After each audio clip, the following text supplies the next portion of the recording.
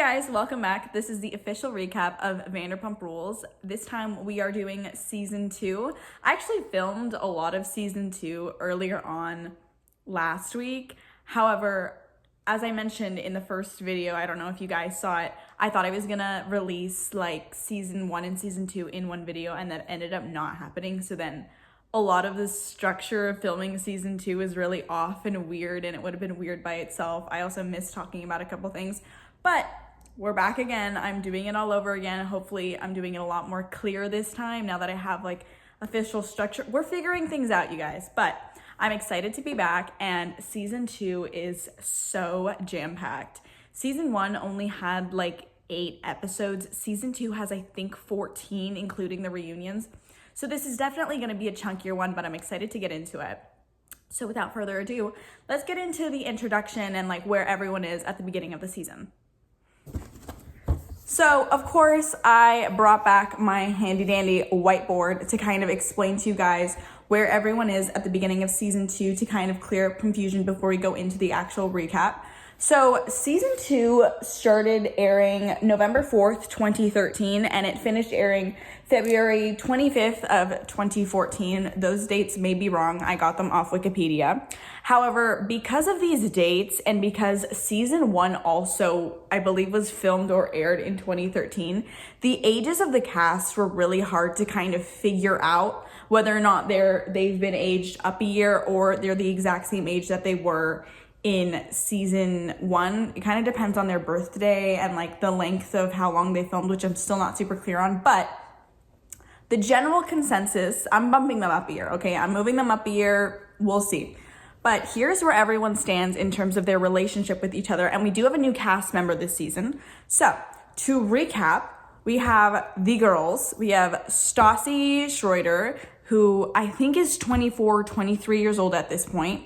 We have Kristen, who is 29 or 30 years old. And then we have Katie, who's 26 or 27 years old. Again, I'm not super clear on the ages. We, of course, have Sheena, who at this point is, I believe, either 27 or 28 years old. Then we also have a new cast member joining us this season. I'm sure you guys have heard her name recently, especially if you're getting into Vanderpump Rules for the first time this year. We have Miss Ariana Madix joining us for the first time in season 2. She joins us at 28 years old.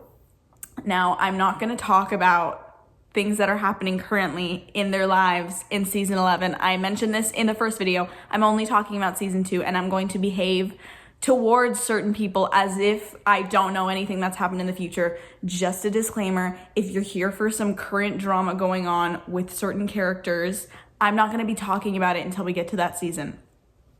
Anyways, then we have Peter, who is either 28 or 29 years old. He's a manager at SUR. He's the only one that kind of interacts with the cast. And then, of course, we have Lisa Vanderpump. I don't know how old she is. I'm also just not going to put her age on here. She, of course, owns SUR. She's also one of the Real Housewives of Beverly Hills. At this time, I believe she's still on the show. Then for the boys, we have Jax Taylor, who is either 33 or 34 years old. We have Tom Sandoval, who's either 29 or 30 years old.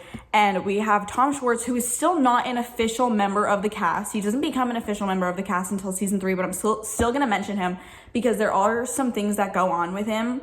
And he's also Katie's boyfriend, and he's best friend with all the boys, so it just makes sense to kind of incorporate him. He is either 30 or 31 years old. And yeah, in terms of the relationships and where they stand with the cast members going into season 2, of course, we know at the end of season 1, Stassi and Jax, well, they broke up way before the end of season 1, but we officially found out that Jax did in fact cheat on Stassi while they were in a relationship together, and he has quit SUR, but at the reunion, we found out that he's now working back at SUR. So they have been broken up. Jax is now back working at SUR. From what we last heard at the reunion, he's trying to get back together with Stassi. Stassi wants absolutely nothing to do with him. She was heartbroken after that. Then we have Kristen and Sandoval, who are still together. Katie and Schwartz, who are still together. Again, as I mentioned in season 1, I'm only going to be referring to the Toms as their last names to clear up any kind of confusion because it can get very messy, especially as they are mentioned a lot more this season. Then, of course, Sheena is still with her longtime boyfriend, but at the reunion, we saw that Sheena and Stassi, although they had a lot of animosity towards each other at the beginning of season 1, they've actually become really, really close friends by the time the reunion aired and throughout the rest of the break that they had. So they are now best friends going into season 2, as far as we know. Ariana, she's the new girl. We won't see her for a couple episodes, but I just wanted to mention her here. And then Peter and Lisa are the exact same. So yeah, that's where we stand with the cast going into season 2. Now, without further ado, let's start with episode 1, because we need to get through this quickly, because oh my god, there is so much to talk about. And yeah. So we start off season 2 with episode 1, and at first we see the cast actually doing a catering job for, I believe it was the Beverly Hills Chamber of Commerce, and we actually see that off camera, Kristen had kind of had a meltdown. If you remember, Kristen from last season has the tendency to be very dramatic, and she's just had a meltdown at this job, and because she's being really unprofessional, Lisa has decided to send her home. Sheena, we also found out off camera, had an accident where her 2 front teeth were knocked out. So she kind of had them like glued on, and it kind of looked really gray. And she said that she was kind of really insecure about it. At this event, we actually see some of the Real Housewives there, including Brandy, who, again, if you remember, was actually the woman who was married to the guy who Sheena was having a relationship with. According to Sheena, she didn't know they were married, but technically, in Brandy's eyes at least, Sheena was her mistress. And so she kind of makes a dig at Sheena when she sees the teeth. They had like a talk at the beginning of season 1, which Sheena got into her head meant that everything was good between them, but obviously she's always going to be the mistress. But she just got really offended that Brandy would bring up something that she was really insecure about, kind of in a dig, kind of petty way. Sheena then goes to Lisa and actually cries about this and is like, I don't understand why she would bring this up. It's just really hurtful. She knows how I feel about my teeth. And she also explains that the surgery she had on her tooth, because she did actually have to have surgery, was the scariest thing ever in the world. We then see a conversation between Sheena and Stassi that let us know that they are very much not in the same place they were at the reunion where they were best friends. There is something going on between them. And apparently Stassi didn't check up on Sheena at all after her surgery. She just didn't call. Sheena was really hurt by this. And so now Sheena has just completely cut Stassi off and doesn't consider her a friend anymore. According to Stassi, this has also led to Lisa Vanderpump having a lot of sympathy towards Sheena and not liking Stassi for like the way she handled that situation and kind of always taking Sheena's side. So now we've kind of seen a switch where Stassi went from like the closest to Lisa and now it's Sheena. So there's a lot of tension in that relationship there. We see Lisa come in, break up the fight, tell them to go back to work. And then after that, we cut to a scene with Jax. We actually see that he's back at work and he's back working with Tom Sandoval, who apparently has forgiven him or kind of mended their relationship. They're back to being bros, which is crazy considering the fact that like last episode, everyone was really against Jax for lying about everything with the whole Stassi thing. And it's just interesting to see how fast they forgave him for that. And he says that all he wants is to have Stassi back and that he misses her. After the catering job, a bunch of the cast go to this like bar restaurant called the Parlor Room where Kristen is waiting for them because again, she got sent home earlier. Katie then tells Kristen that it was absolutely the wrong time and place to pick a fight with Lisa. Kristen gets really upset by this and tells everyone that they always just roll over for Lisa and that she's not going to do the same thing and that they're always bitching about Lisa behind her back but then never have the balls to say anything to her face. Which then Katie responds to by saying, well, you also have another situation where you are constantly like complaining about behind the scenes and you never have anything to say and deal with it actually in person. And it alludes that it was something between her and Tom because he kind of tells Katie to like shut up and stop talking about it. Turns out, we find out that in the time between filming season 1 and season 2, Tom had actually gone to Vegas and cheated on Kristen by sleeping with like a bottle girl or something, and Kristen's still with him and it hasn't broken up. Like they haven't broken up, but it has been a cause of tension between the relationship, obviously. You guys remember when I told you in season 1 that I hated defending these men because they're trash, and I didn't like it when the girls did something or were behaving in a way towards them that made me defend them because I hate defending these men because I hate them all? Yeah, I meant all of the men. They all suck on this show, especially in the way they behave towards women. And of course, Tom Sandoval is just proving me right again by being a lying cheater. We then cut to a scene with Sheena and Pandora. If you remember, Pandora is Lisa Vanderpump's daughter. We found out that they actually have the same birthday, and apparently they've gotten really close, so they decide to have a joint birthday party. They end up going dress shopping with Lisa, who ends up buying them really expensive matching dresses. They decide to go matching to their birthday party, which I think is cute. The other people thought it was really tacky, but like whatever. And Lisa was like, don't tell any of the girls that I bought you $300 dresses. They weren't even that nice. They were just like summer dresses. And the fact that they were $300 blew my mind, but whatever. During the time that they're dress shopping, Lisa pointed out that Stassi was wrong for the whole situation with Sheena and not checking out on her. And that's why she took Sheena's side, because she's like, Stassi couldn't even bother to give her a phone call when Sheena was there for Stassi during everything that went down with Jax. It was kind of like a loyalty thing that Lisa didn't like. That's why she took Sheena's side.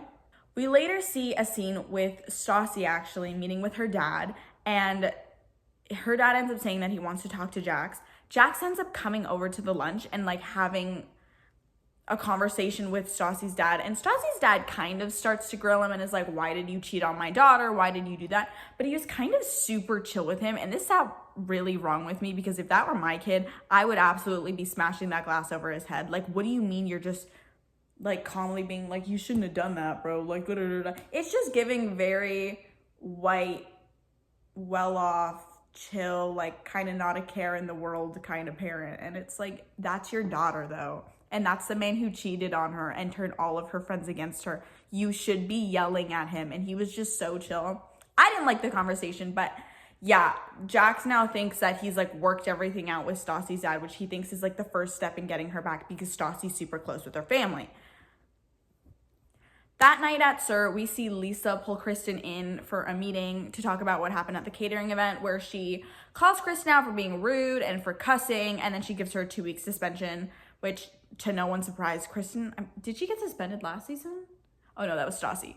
But suspensions are something that happens at SUR when, it's kind of like when you get suspended in school, you're not allowed to come back. Like you don't get scheduled for shifts, which can be a vacation, but that also means that you're not working and you're not making any money. So it's kind of like a punishment for bad behavior. But I've never heard of any restaurant that like does that. It's usually just a write-up, like 3 write-ups and you're gone. There's also no limit on the amount of suspensions you can have until you're fired. It's just up to Lisa's discretion. But Kristen has been suspended for 2 weeks.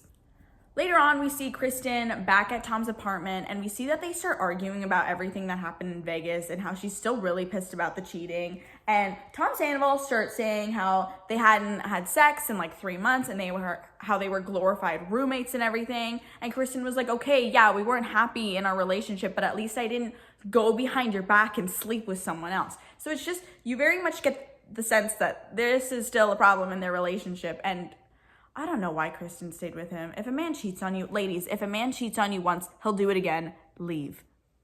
But she didn't take that advice, so. The final scene of this episode, or the final event, is Sheena and Pandora's birthday party. They start off with a lunch in the afternoon, which Stassi gets invited to, and everybody is there except for Kristen at that point. So, because remember, Sheena and Kristen really aren't on good terms after the reunion, because Sheena was good friends with Stassi, obviously, like, kind of complicated there.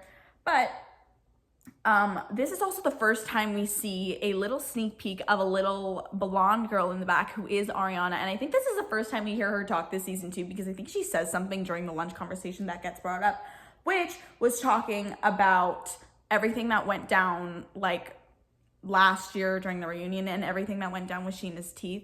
Stassi ends up pulling Sheena aside for a conversation to kind of apologize to her, because, I mean, Stassi doesn't need the apology. She says earlier on in the episode, when they first have this conversation at the catering event and at this conversation, that she thinks that Sheena is being so absolutely overdramatic and that it's not that big of a deal that she hurt her tooth. Like, yeah, it was a surgery, but it wasn't life-threatening or anything, so Stassi doesn't feel like the level of anger that Sheena has over her is warranted.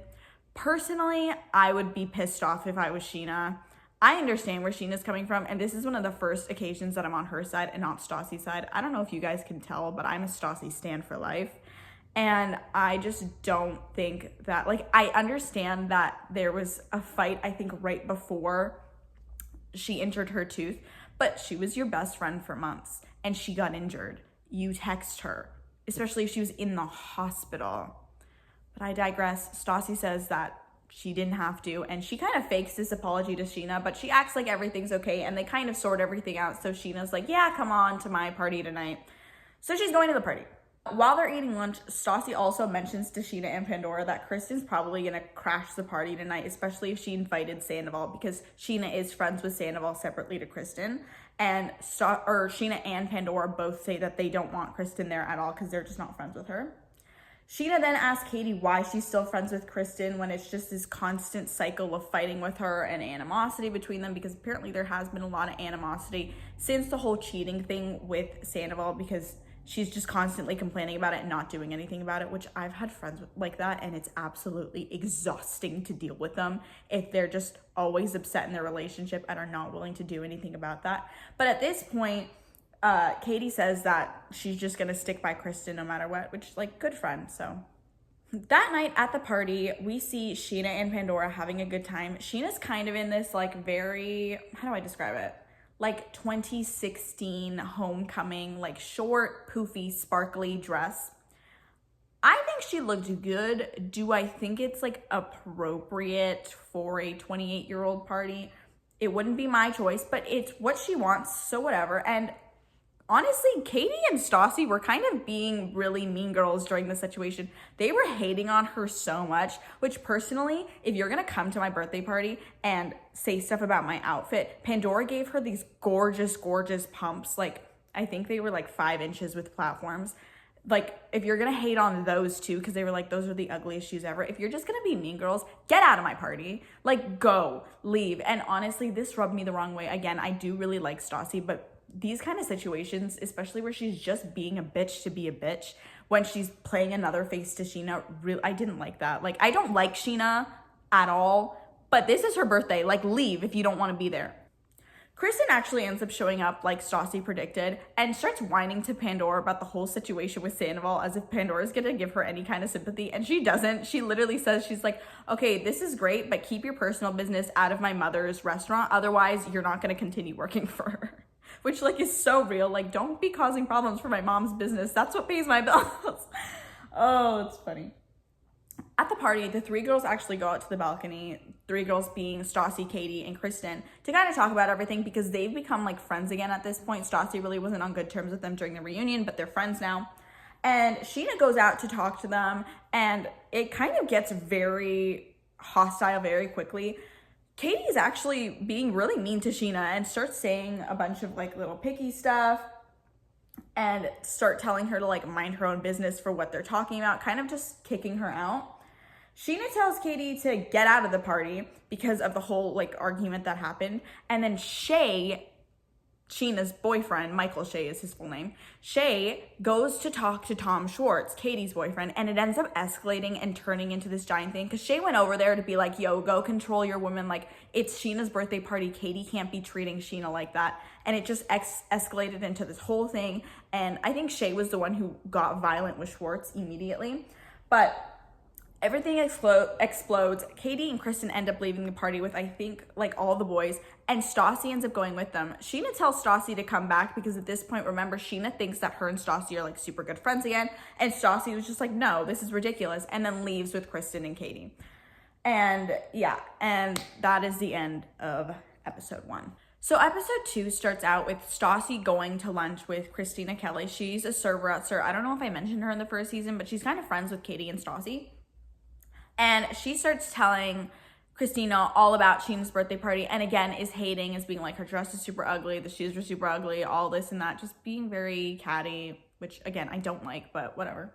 Stassi then brings up her and Jax and tells Christina that she has slipped up and actually hooked up Jax 3 times since the breakup, which is real, and I get it, but also why? Like, no, it's Jax. And Christina rightly is like, why would you do that? But then in the same conversation, Stassi starts saying how she actually misses Frank and she's debating on getting back together with him. Frank is her ex from season 1. And she's debating on going to Washington to actually see him because that's where Frank lives now. We then get to a scene with Tom Schwartz, Katie's boyfriend, actually going in for an interview with Lisa to get a job as an extra bartender at SUR because they're having an extension bar made in like the garden, so they're gonna need new bartenders to do that. Lisa did consider Schwartz as a good option for this because I think Schwartz had bartending experience. However, later that day, Scheana actually went to Lisa's house in crutches because apparently she rolled her foot, so now she has her teeth thing and she has the foot thing. But she tells Lisa and Pandora everything that happened at the pool party, or at her birthday party, sorry, and mentions how Shay ended up getting into a physical fight with Tom Schwartz about this whole thing. This then makes Lisa think that Tom Schwartz working at SUR is a bad idea, since she already has enough going on with all the drama with everyone else. Bringing in another member into the group is just gonna bring more chaos into her restaurant. So she decides that she's no longer gonna hire Schwartz because of what happened at Scheana's birthday party, which is not good, obviously. Later at SUR, we see a conversation between Stassi and Jax where he basically begs her to go out to lunch just as friends, just to talk things through, and she finally agrees. Pandora then has a conversation with Stassi where she lets her know that she's actually bringing Scheana on to write a column for her magazine. If you remember, Stassi writes for Pandora's magazine. I think she writes the fashion column. And so Scheana is now going to be writing the makeup column. This really pisses Stassi off because she feels like Scheana's kind of going in on her territory and she doesn't understand why Pandora would do this. Because again, Lisa has now taken Scheana's side with the whole tooth thing and against Stassi. Pandora is now a lot closer with Scheana, and in season 1, it was the complete opposite. Stassi was the one who was super close friends with them, and now Scheana's going in on like a column, which Stassi actually does, like still does. It's just very much encroaching on her territory, and yeah, Stassi does not feel good about it. But at the same time, Scheana does do makeup, and she got her degree in journalism, so I understand why Pandora brought her on. Still pisses Stassi the hell off.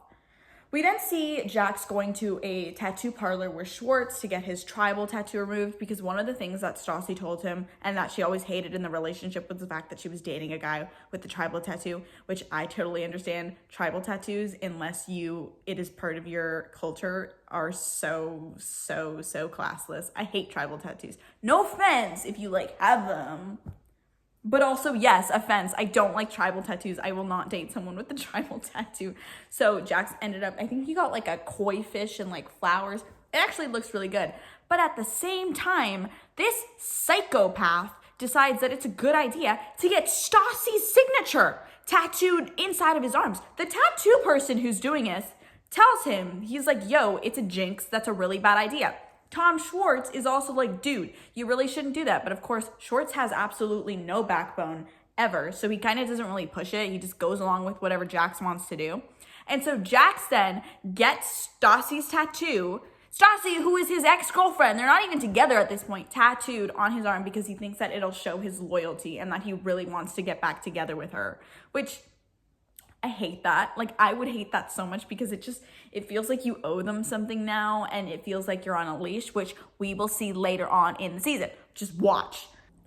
We see a conversation with Lisa and Katie where Lisa lets Katie know that she can't hire Tom Schwartz because of all the drama that's going on, and it really, really upsets Katie because she wants Schwartz to have a job because they've been dating for a while, and so she kind of wants Schwartz to kind of get ready to propose to her, but Schwartz says he wants to be in a good place financially, and Schwartz does model, but again, modeling goes through dry spells, so he wants a stable job to be paying the bills and stuff. And so Katie thinks that because he's not getting hired, it's gonna take longer for him to reach that step, and it just really worries her, which I don't even know. Stassi then confronts Scheana about the article, basically tells her to get her own life, and Sheena's like, no, I'm gonna do whatever the hell I want.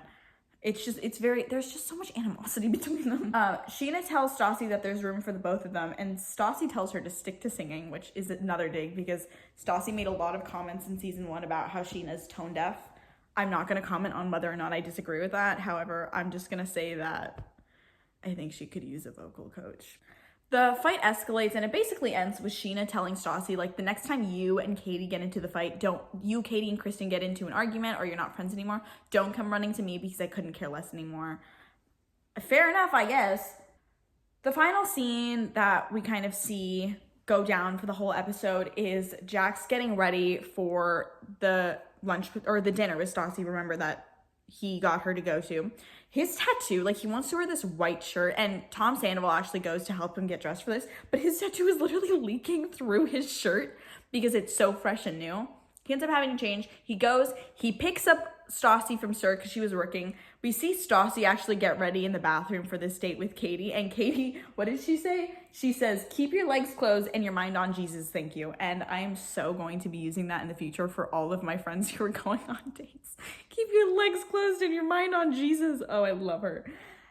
Later then at dinner, we see Stassi tell Jax that she can't get back together with him no matter how much he wants her to, because she doesn't trust him and she doesn't think he's a good person because of everything that he did to her, which is so fair. You can't get into a relationship with someone you don't trust, especially because you already had trust issues before this whole thing.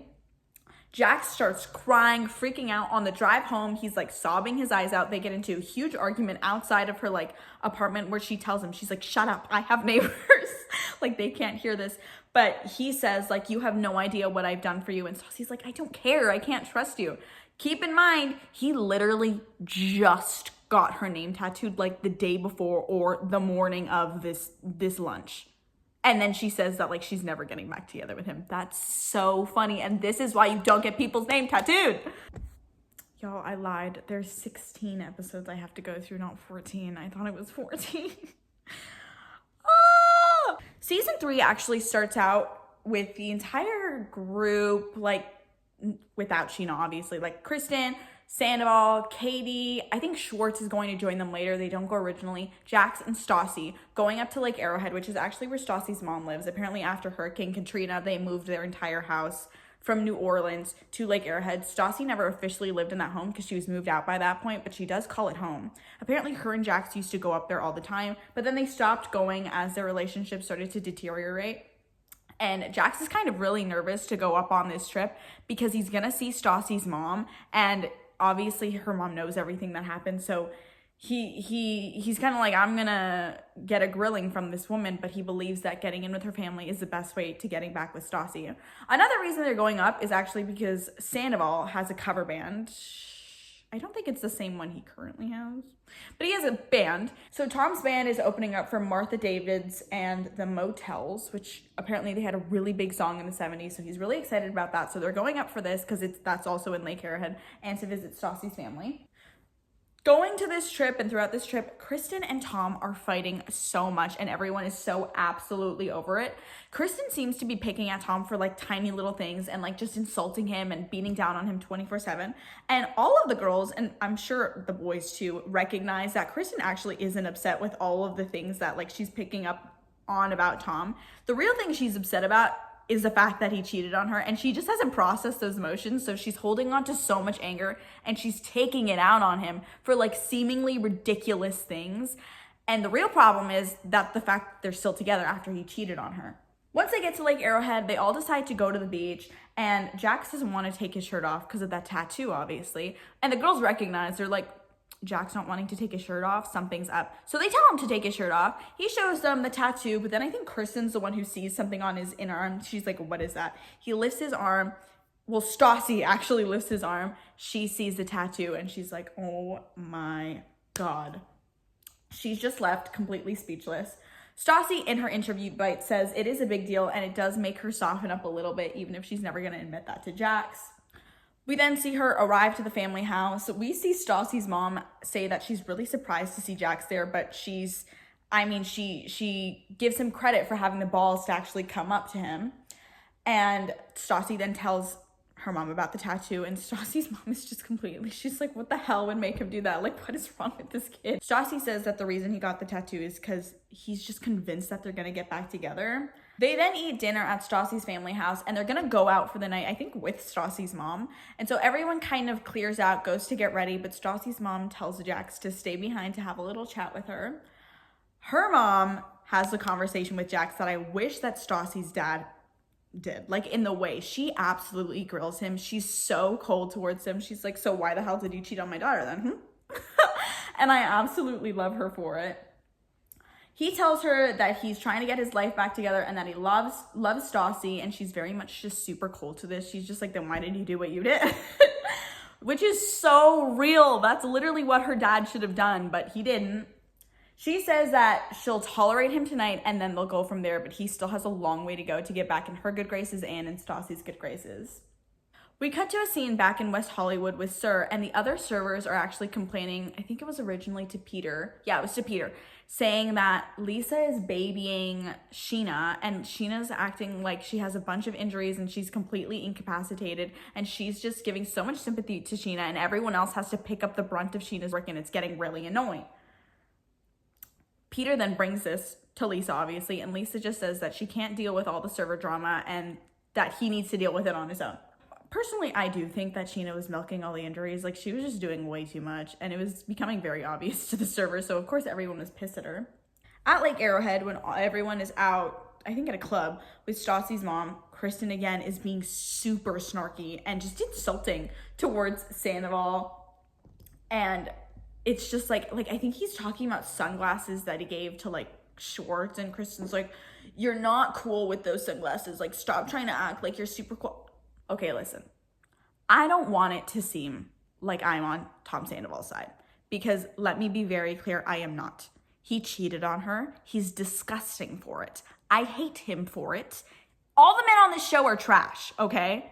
However, when you have someone who has been cheated on and they absolutely refuse to do anything about it, but continue to harbor this anger and then make it everyone else's problem. Like, if Kristen had actually done something about it and they'd gone to, like, couples therapy and he promised to change and she was working through it, then okay. But she literally hasn't done any of this. She hasn't acted out towards him. She's still in a relationship with him, and she's making everyone else miserable by constantly picking fights with him. It's uncomfortable when other people argue in front of you and it's just constant, and everyone's so sick of it because she's just not doing anything about it. If you're really that angry at your boyfriend for cheating on you, leave him. And she's not, which is what pisses me off, because it's just a lack of emotional maturity. It's a lack of, like, awareness of other people's feelings, because these people are Sandoval's friends too. It's so uncomfortable. And also, just shut up. If you're not gonna do anything about it, then shut up. But whatever. Katie then voices these concerns to Kristen, and are like, dude, literally the only thing I can tell you to do at this point, like, I don't want to hear any complaints about you and Sandoval anymore, because the only thing I can tell you to do is just break up with him, and you don't want to. And Kristen's like, oh, it's not that easy to throw in the towel after 5 years. Like, these girls don't get it. Girl, they've been in relationships too. Stassi was in a relationship with Jax for 2 years. She found out he cheated on her. First thing she did, dump his ass. Actually, no, she did that before. And then she found out he cheated on her. And then she still was like, screw you. She didn't get back. I mean, okay, she's debating on getting back. Actually, she's probably not the best example of this at all. But still, like, no. We go back to the house after they go out clubbing. And Kristen literally doesn't want to be touched by Sandoval at all. Like, he tries to give her a goodnight kiss. And she's like, ooh. Like, she's cringing away from him. And of course, he tries to talk to Kristen again. She just doesn't want to talk to him. Him and Katie kind of start arguing, and it's like really, really, really late at this point. Stassi's younger brother is upstairs, and so is her mom. So everyone's literally being like, shut up. Like, be quiet. Because it's like, why are you arguing in someone else's house? That's so embarrassing. We see Jackson go to ask Stassi's brother for advice about how to get back together with her. And her brother's so cute. I think he was, like 12 at this point, or like 11.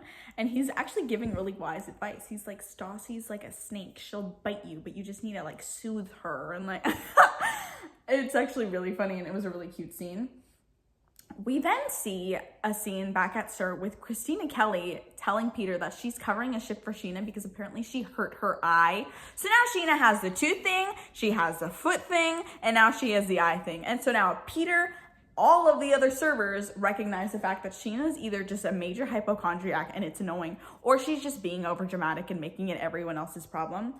Peter and Schwartz go up to Lake Arrowhead to see Tom perform, because again, that's the other reason why they were going. Tom's performing with his band. The girls tell him at like a lunch they have together to apologize for making a ruckus the night before, and the conversation then turns towards like him and Kristen, and he just starts crying and is like, I don't want to argue anymore, and it gets super uncomfortable because he's literally crying and fighting with Kristen in front of them. Like, it's weird, and everyone is so over it. We then, of course, cut back to Lisa and Sheena having a conversation, and Lisa finally tells her, like, stop it. You're throwing yourself a pity party. Get over yourself and stop playing the victim. Sheena's like, fine, okay, whatever. We then see Sandoval play with his band, and Kristen says that seeing him up there reminds her of why she's with him in the first place and that she just loves him so much. And then it immediately cuts to a scene. I think it was either Stassi or it was Stassi. It cuts to a scene with, like, interview bites of Stassi saying that she sees them both still together years from now, living in the same old crappy apartment, cheating on each other, and just absolutely miserable. Okay, so in episode 4, we actually see Jax doing a photo shoot with another girl. She kind of gets really flirty with him, but he ends up showing her the Stassi tattoo, and he's like, yeah, this is my ex-girlfriend's signature, but I'm really trying to get back together with her. And she's like, yeah, that's kind of cute, whatever. Nothing actually happened between them, right? We then see apparently 2 weeks has passed at this point because Kristen is back from suspension. Apparently she's not excited about it. She doesn't want to go back to work, but she has bills to pay, so whatever. She got to do what she got to do. Apparently her and Tom Sandoval haven't gotten into any fights since Lake Arrowhead, and they've actually had sex twice, which apparently is a really big deal. At SUR, we see Lisa there, and Christina Kelly, again, another server there, asks Lisa if she's excited to have Kristen back, and Lisa's like, no, it's been super peaceful and happy without her. According to Christina, Kristen smells like old coffee and cigarettes, which is a disgusting smell to think about. And it's also, I mean, no offense to Kristen, but I can totally see that. My question, though, is that if Lisa doesn't like Kristen working there and that it's so peaceful without her, why doesn't she just fire her? Like, why don't you just fire Kristen? I don't know. We then see Stassi find out that Jax modeled with a girl, and she found this out. I can't remember how she found this out, but she goes and asks Jax how his photo shoot was, and he doesn't tell her that she modeled with a girl, so she gets upset at the fact that he didn't tell her this. They then go to the back, get into this huge argument, and she's just like, I told you when we were in a relationship that I didn't want you modeling with girls. Now that you want to get me back, what makes you think it's a good idea to go and model with a girl? And Jax starts throwing the fact that he has her name tattooed in her face, which I knew this would happen. And this is why I absolutely would never want someone to do this for me, because Stassi didn't ask him to get her signature tattooed. She didn't even know at all. And now he's like, oh, I got this tattoo for you. Like, how dare you call me out for modeling with the girl? And she's like, I literally didn't ask you to do that. What? We're not even together. I hate it when men do that, when they throw, like, if I don't ask you to do something for me and you do it out of the graciousness of your heart, I don't owe you anything. I don't owe you anything at all. And neither does Stassi. And I just knew he would do this, which is why when he got it, I was like, If you remember from last episode with the whole Tom Schwartz thing, Lisa was debating on whether or not she should hire him because they need help in the bar because they're getting a new extension. And then she decided she wasn't going to hire him because it was going to cause too much drama. So she's talking to the managers about who she should bring in, and she actually brings up the name of a bartender who works at Villa Blanca, her other restaurant, called Ariana Maddox. Now, Ariana is friends with Sheena and Sandoval because Sandoval also works. I can't remember if he works at both. I think he works at Villa Blanca, and Sheena used to live at Villa Blanca, and Ariana and Sheena are best friends. So Lisa's like, why don't we bring her over here and test her out? And all the other managers think it's a good idea. So they're going to test her out. Later, we see Stassi and Jax, like, working together to put up a painting in her apartment because, like, she's like, I'm not doing this myself. If you want to get back together with me, you can help me hang up this painting. He doesn't even know how to hang up the painting either. He's just kind of there. But the photo shoot gets brought up again, and Stassi's still pissed at him about it. So Jax starts to come up with an excuse, and he tells Stassi that he's been considering starting a sweater line, and he says that the guy that asked him to do the photo shoot runs a store that he wants the line to be in. Stassi calls BS because she's like, what do you know about fashion? You haven't looked into any fabrics. You haven't done any of the foundational stuff for this. This is BS. You're never actually going to do anything with your life, which, I mean, she said it in a really harsh way, but I understand where she's coming from because, again, Jax at this point is 33 or 34 years old, and he's still working as a bartender and is thinking of starting a sweater line, and he hasn't done any of the research for it. Like, if I was her, I'd be like, yeah, shut up. Like, shut up. After that, we see Lisa go and actually interview Ariana for the position. Ariana seems really sweet. She seems really capable. And Lisa asked her about, like, if she has any drama with anyone at SUR. Ariana says she's super chill with everyone. She's best friends with Gina. She's good friends with Tom. But as far as she knows, Kristen really doesn't like her. Ariana says that Kristen doesn't like her because she's really insecure about her relationship with Tom Sandoval, because again, her and Tom Sandoval have been really good friends for a really long time. And then Lisa says if she fired everyone that didn't get along with Kristen, she'd have no staff, which again goes to my original point. Why in the hell is Kristen still working there? If everyone has an issue with her, like what? That night at SUR, Guillermo tells Jax, Guillermo is one of the managers that works at SUR.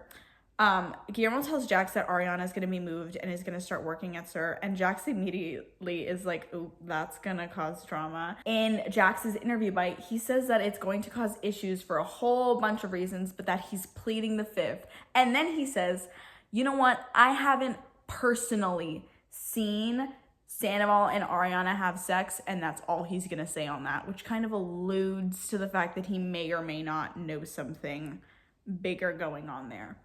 He then alludes kind of something about this to Stassi, and Stassi gets really upset about it because she says that she actually really likes Ariana, but apparently Jax told Stassi a few months ago that there might have been something going on between her and Sandoval. But again, that was also during the time where Jax was lying about literally everything, so Stassi was literally like, oh my god, shut up. But now that Ariana is going to work like at SUR, she's kind of thinking about this again, and she's just like, oh my god, what do I believe now? Like, what's going on? Lisa and Kristen then have a conversation, and Lisa says that she has hesitations for Kristen coming back to work, but since she's worked for Lisa for 6 years, she understands that she might have a little bit of like rebelliousness, and she might like, you know, Lisa kind of owes her some loyalty for working for her for 6 years, and she understands that Kristen's gonna act out when she gets super comfortable, which I understand to a degree. If you've been working somewhere for a really long time, yeah, you get really comfortable, and yeah, you start to act out, but like, sorry, I'm like really trying to, is that better? Yeah, you start to really act out, but like to a certain degree, because you still have to respect your boss. Like, hello? Lisa tells Kristen that Ariana's coming over to work at SUR, and Kristen tells Lisa to her face that, oh my god, that's totally fine. Me and Ariana are chill. She's friends with Sandoval. She's friends with me. And then immediately in her interview bites, she's like, I don't like Ariana. I hate the fact that she's working here, and I hate the fact that she's working with Tom Sandoval, which is something that Bravo does a lot, actually. It's called the Bravo wink, where they kind of call out the cast members for things that they said with immediate like contradictions of things that they did right after, showing the audience that they're full of crap. And it's really entertaining to watch. But Kristen says that she's gonna be the bigger person, so she's just gonna have to learn to tolerate Ariana working there.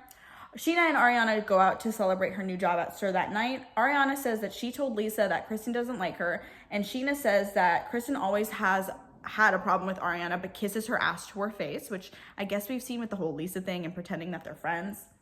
Ariana says that she thinks that Kristen is a bipolar psycho, which I absolutely do not condone. Claiming mental illness, calling someone, saying that they have a mental illness just because you don't like the way they behave, that's not okay on anyone's part. And I'm not condoning that Ariana did this. Ariana and Sheena were also kind of being mean girls. It's kind of the same thing that went on with like the Katie and Stassi at Sheena's birthday party. They're just being really bitchy to Kristen. And I mean, see, I say this, but there also is a difference, because they're not anywhere near Kristen at this time. They're not pretending to be friends with Kristen. They're just being really, really like bitchy, and they just don't like Kristen, which, I mean, I've had those kind of conversations with my friend. I'm not gonna act like I'm a better person than them. No, we've all been haters, okay? Sheena tells Ariana that there have been rumors going on about her and Sandoval, and Ariana says that she's not going to give them the time of day. And then we get an iconic quote from Ariana being like, I'm smarter than you, I'm cooler than you, I'm prettier than you, get the fuck over it and move on with your life. A bar. We then cut to a scene where it's Ariana's first night working at SUR, and Sandoval is training her. He says that Kristen's not the biggest fan of hers, but that she has nothing to worry about from him. And then we see Tom Sandoval in his interview bite say that, like, oh, Ariana's just a cool girl and she's super chill. And when he said this, the only thing that popped into my head was like the Amy Dunn cool girl scene from like Gone Girl, you know, like cool girl. You guys know what I'm talking about. And if you don't know, then look it up, because it's such a good monologue. But this kind of gives very pick-me vibes like nowadays. And I just want to say that I don't think that Ariana was being a pick-me. I just genuinely think that's who she is. I just think she's really laid back. She doesn't really like drama. But again, if you watch it, I can see how nowadays people would categorize that as being a pick-me. I don't think she was. I just think that she really just doesn't care, and she's not that invested in the drama. She doesn't want anything to do with it. We then see another server at SUR called Danny go back to the server room and start telling everyone to look at Ariana and Sandoval and how they have this weird chemistry going on while he's training her. They are being really playful together, and it does look like they have some chemistry, but nothing's going on. And Danny's kind of very much like, look at them, look, something's going on, look at how they're acting towards each other. Stassi says that she's really worried for Kristen because she knows that Kristen, if she sees that, is going to go absolutely ballistic. She decides to go outside and talk to Sheena and try to pry some information out of her because, of course, Sheena's Ariana's best friend. Sheena tells Stassi that Ariana told her that nothing has happened, and since Ariana's her best friend, she's going to believe her. Good for Sheena, standing with her bestie. Stassi says that if Sheena brought in a cheating whore to the restaurant, then things are going to go wrong. She's going to have an issue. During this conversation, Kristen actually walked out of the restaurant to see them talking. They got really quiet. Obviously, they're talking about the Kristen situation, but Stassi didn't want Kristen to know what she was talking about, so they go really quiet, and Kristen just kind of walks away, but she did see them talking, right? The next day, the trio of girls, Kristen, Katie, Stassi, plus Christina Kelly, go out to lunch. Christina Kelly calls out Stassi for being sympathetic towards Jack and debating on whether or not she wants to get back together with him after he cheated on her. She's like, girl, what are you doing? Stand your ground, right? And she says that she feels bad because she feels like if she doesn't give Jax a chance and she's being fake because she's told him all this stuff.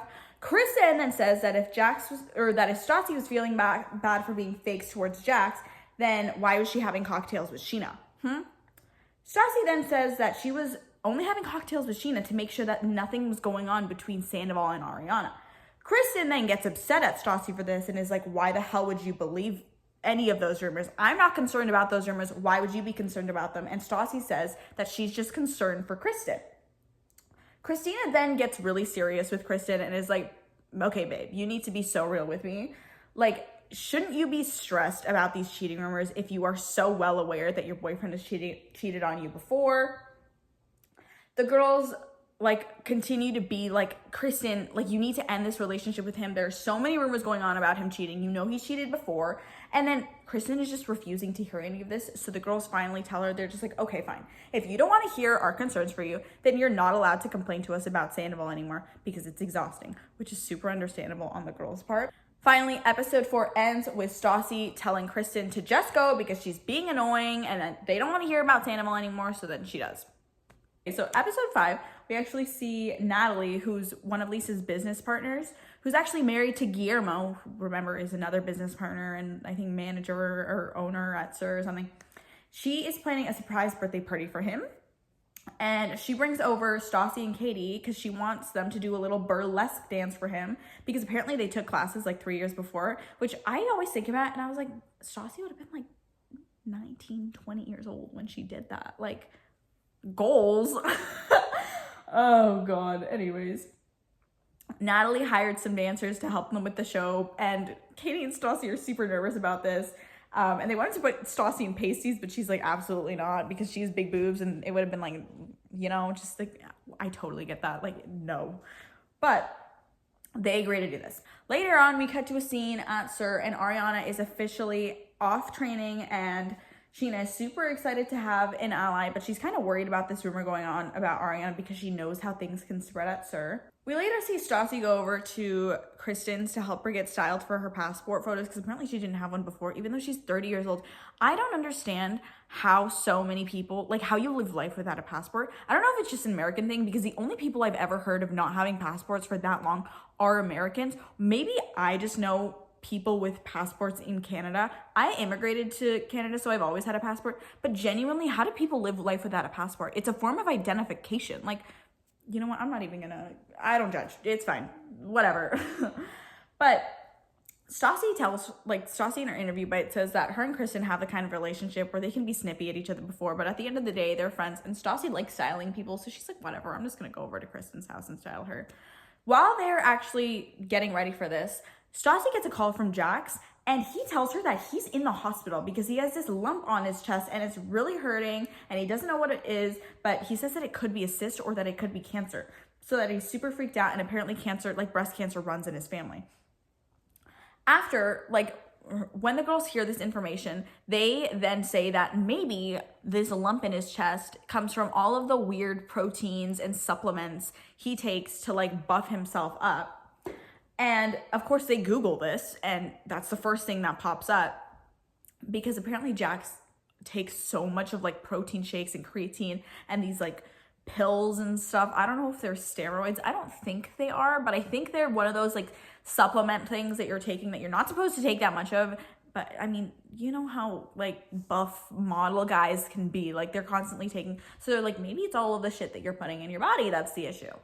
Later we see Sheena, Lisa go with Natalie to go cake shopping for Guillermo's party. They want to get him, like, a corset burlesque kind of cake, and at this cake location, Sheena is determined on seeing wedding cakes, even though she's not even engaged yet. But Sheena's on this whole, like, I'm getting married, I want to get engaged to Shay, the love of my life. And Lisa's like, girl, be so for real, you're not even engaged. But Sheena's like, I don't care, I want to she's like, I don't care, I want to see wedding cakes. Oh, it's just like a whole thing.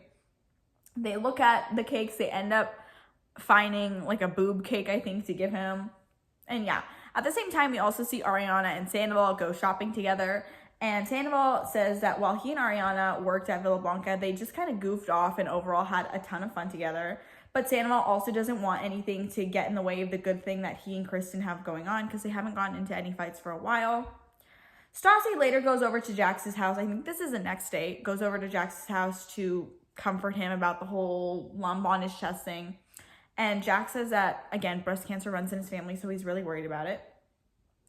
Stassi then sees that Jax is drinking a protein shake, and she gets really pissed off at him, because she's like, dude, you literally were just in the hospital for the things that these supplements cause. She goes into his cupboards and starts dumping hundreds and hundreds of dollars worth of supplements just down the drain, and is like, dude, you're such an idiot. Like, why do you keep taking these things? And I am in agreement with Stassi that he's an idiot for taking all of those supplements. However, there is a time and place. He literally just got back from the hospital, and you were supposed to go on there to check on him, and now she's just, like, going in on him, and she gives him absolutely no sympathy because she sees how irresponsible he's being with his health. Jax gets really upset at this because he's like, you can't even give me any compassion, and Jax tells her to stop putting him down and to encourage him and his things, and he brings up the sweater line again, and Stassi basically says that she would be more supportive, except he's never serious about any of it, and he never follows through. We then see Katie go over to Stassi's apartment afterwards, because Stassi kind of stormed out of Jax's apartment. We see Katie go over to Stassi's place, and at the same time, we see Jax go over to Katie's place. So Katie's with Stassi, Jax is with Schwartz and Sandoval over at Katie and Schwartz's apartment. And they're both talking about the same thing. They're talking about the interaction that they had earlier, like the thing with Stassi and Jax. And everyone kind of comes to the same consensus that it was the wrong time and place for Stassi to be lecturing Jax about that. Katie says that Stassi is right, but she just shouldn't have brought that up when she was supposed to go over there to comfort Jax and check in on him.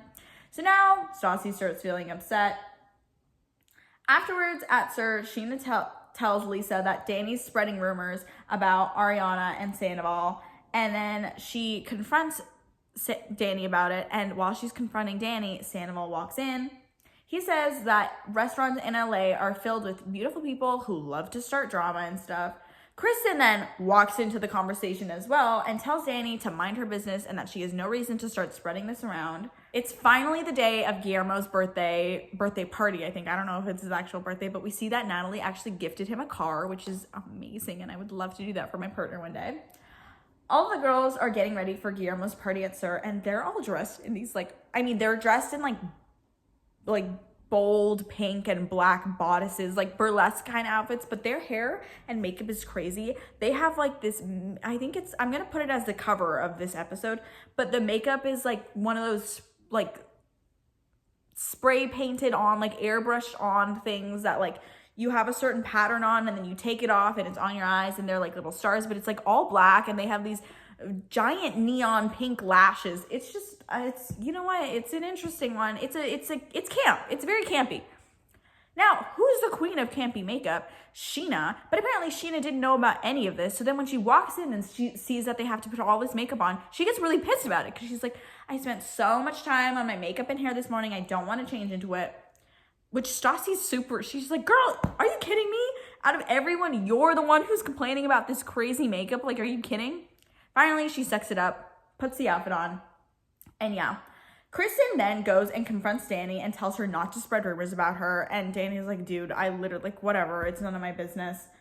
And Danny's like, I didn't say they slept together. I literally just said that they had really weird chemistry, which, I mean, I guess she did, but she was also spreading the rumor around. Guillermo finally makes it to the surprise party. The girls dance, like Stassi and Katie do their little burlesque dance, and they were really nervous about it before, but honestly, I think they killed it. They think they killed it. Everyone else but Sheena thinks they killed it. Sheena's like, I would hate to do that because they looked so stupid. Oh, just being catty again. Stassi then apologizes to Jax for being really harsh on him after his hospital visit, and she kind of gets the perspective, like she looks beyond just the immediate Jax thing and is like, I also have to realize that Jax doesn't have any family in California, because he doesn't. Like, the only family he really has is his friends at SUR, and he was kind of really alone and he had no one there, so it was the wrong time and place to lecture him about it. Jax, however, in his interview bite, says that he finally realizes that he doesn't want this relationship with Stassi anymore and that he's over it, which is such a ridiculous thing to say considering you just got her signature tattooed on you. So for episode 6, this episode is really focused around Pride. As I mentioned in season 1, Pride has kind of become a really tradition thing for SUR. I think because of the start of the show, they always do this really extravagant thing. And this year they're doing it again. They have their own floaty in the Pride Parade in West Hollywood, which is huge. It's Hollywood and like duh. And Lisa brings a bunch of the staff over to her house to kind of talk about what they're gonna do. Sheena then is told that she's actually going to sing her song, because if you remember in season 1, Sheena was like doing this recording song. She finally came out with it. So now Lisa wants her to sing this song over and over and over again on a loop, like 40 million times on this parade. Of course, everyone else, including Sandoval, who's there, is like, oh my God, literally kill me. Nobody wants to hear that song that many times. Lisa also tells them that they're going to be wearing angel wings. I think the guys are going to be wearing these like huge angel wings. So it's just, everyone there is like, oh great, we're going to be miserable. Which I would hate it too. Are you kidding me? Ew. Not the angel wings. I think the angel wings would be really nice. I'd just pretend to be a Victoria's Secret model. Like, I'd be cosplaying like Giselle, like, ooh. But like the whole Sheena singing her song thing would make me lose my mind. We cut to a scene where the boys, like Sandoval, Schwartz, and Jax are riding their bikes like through the neighborhood, and Sandoval tells them like, yo, we're gonna have to hear that and we're gonna wear the angel wings, and they're like, oh my God, literally shoot me in the face. Jax finally says that he's given up on Stassi, and the boys celebrate because apparently Sandoval never liked Stassi at all. Lisa calls a staff meeting for the staff members to kind of really introduce Ariana and get everyone settled to SUR, because she's like, Ariana's officially a part of our team, la da da. And then she also says that she needs someone to stay behind at SUR while everyone else is on the float, and she says that if she has no volunteers, she's just gonna pick the last person who misbehaved, which of course is Kristen. And Kristen's like, listen, I don't even want to go on the float. I'll be glad to stay back at SUR. It's fine, whatever. So Kristen's gonna stay back at SUR while everyone else is on the float in the parade. Jax says he really doesn't want to be shirtless and wear the angel wings because of the tattoo, and he shows Lisa the tattoo, and she calls him an absolute idiot and tells him to get over himself. He did it to himself. Too bad, Suzanne. We then see a bunch of the staff go over to Lisa's house to work on the float and like staple all the pink stuff together and stuff. And the Sandoval and Ariana thing gets brought up. Katie says that it's always kind of really been a dicey rumor that's going on with no proof, but now that Ariana's working at SUR, obviously the rumor's just gone out of control. Finally, we then see Jax go on a date because he's finally embracing the single life without Stassi, and he picks up a ballerina at a bar. We cut to Pride and we see that everyone is super dressed up, but no one's excited to hear Sheena's song, which is apparently it's listed like 44 times, and then that 44 times is on a loop. Kill me, oh my God. We then see kind of the same thing that happened in the first season happened in the second season, where there's two groups of people who don't like each other at SUR on different part of the floaties, and it's the exact same group of people. We see Stassi say that there's Team A, which is her, and she's in like this really cute like soldiery like outfit, and then there's Team B, which is Sheena and Ariana and her friends who are singing on the other end, and Stassi's again in this like super cute little like Like, it looks almost like, like a Rockette outfit. Or not a Rockette outfit, like a Moulin Rouge outfit. You know, the ones where they're doing like, I don't know how to explain it, like a little soldier nutcracker. I'll show you a picture. It'll be in the cover of this episode. But she's in like this bowl thing, this like margarita thing. I don't know what she's supposed to be. But while she is there, Jax is on her side of the floaty, and Jax starts talking about the dates that he's gone in and tells her that he's like slept with like a bunch of people in like a couple days. And Stassi tells him to cut it out, and they start fighting, obviously, all while Sheena's singing her song on repeat. So just picture this with me, right? Stassi in her little cute costume in this like margarita bowl thing. Jax and her start fighting about Jax bragging about his dates, and at the same time, Sheena's singing her annoying ass song in the background. Like, chaos. It's chaos. Finally, we cut to the after party after the parade, and we see that Kristen is going to go confront Ariana and confront her about texting Sandoval the night before. Now, the texts were read aloud in Kristen's interview bites, and Kristen is acting...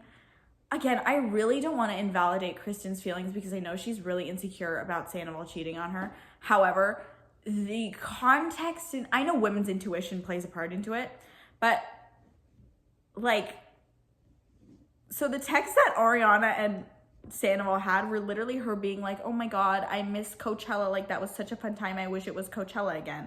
And Sandoval just being like, yeah, I know, right? And Kristen is literally acting like they're sexting each other, and that they're like, I swear to God, it's a lot, right?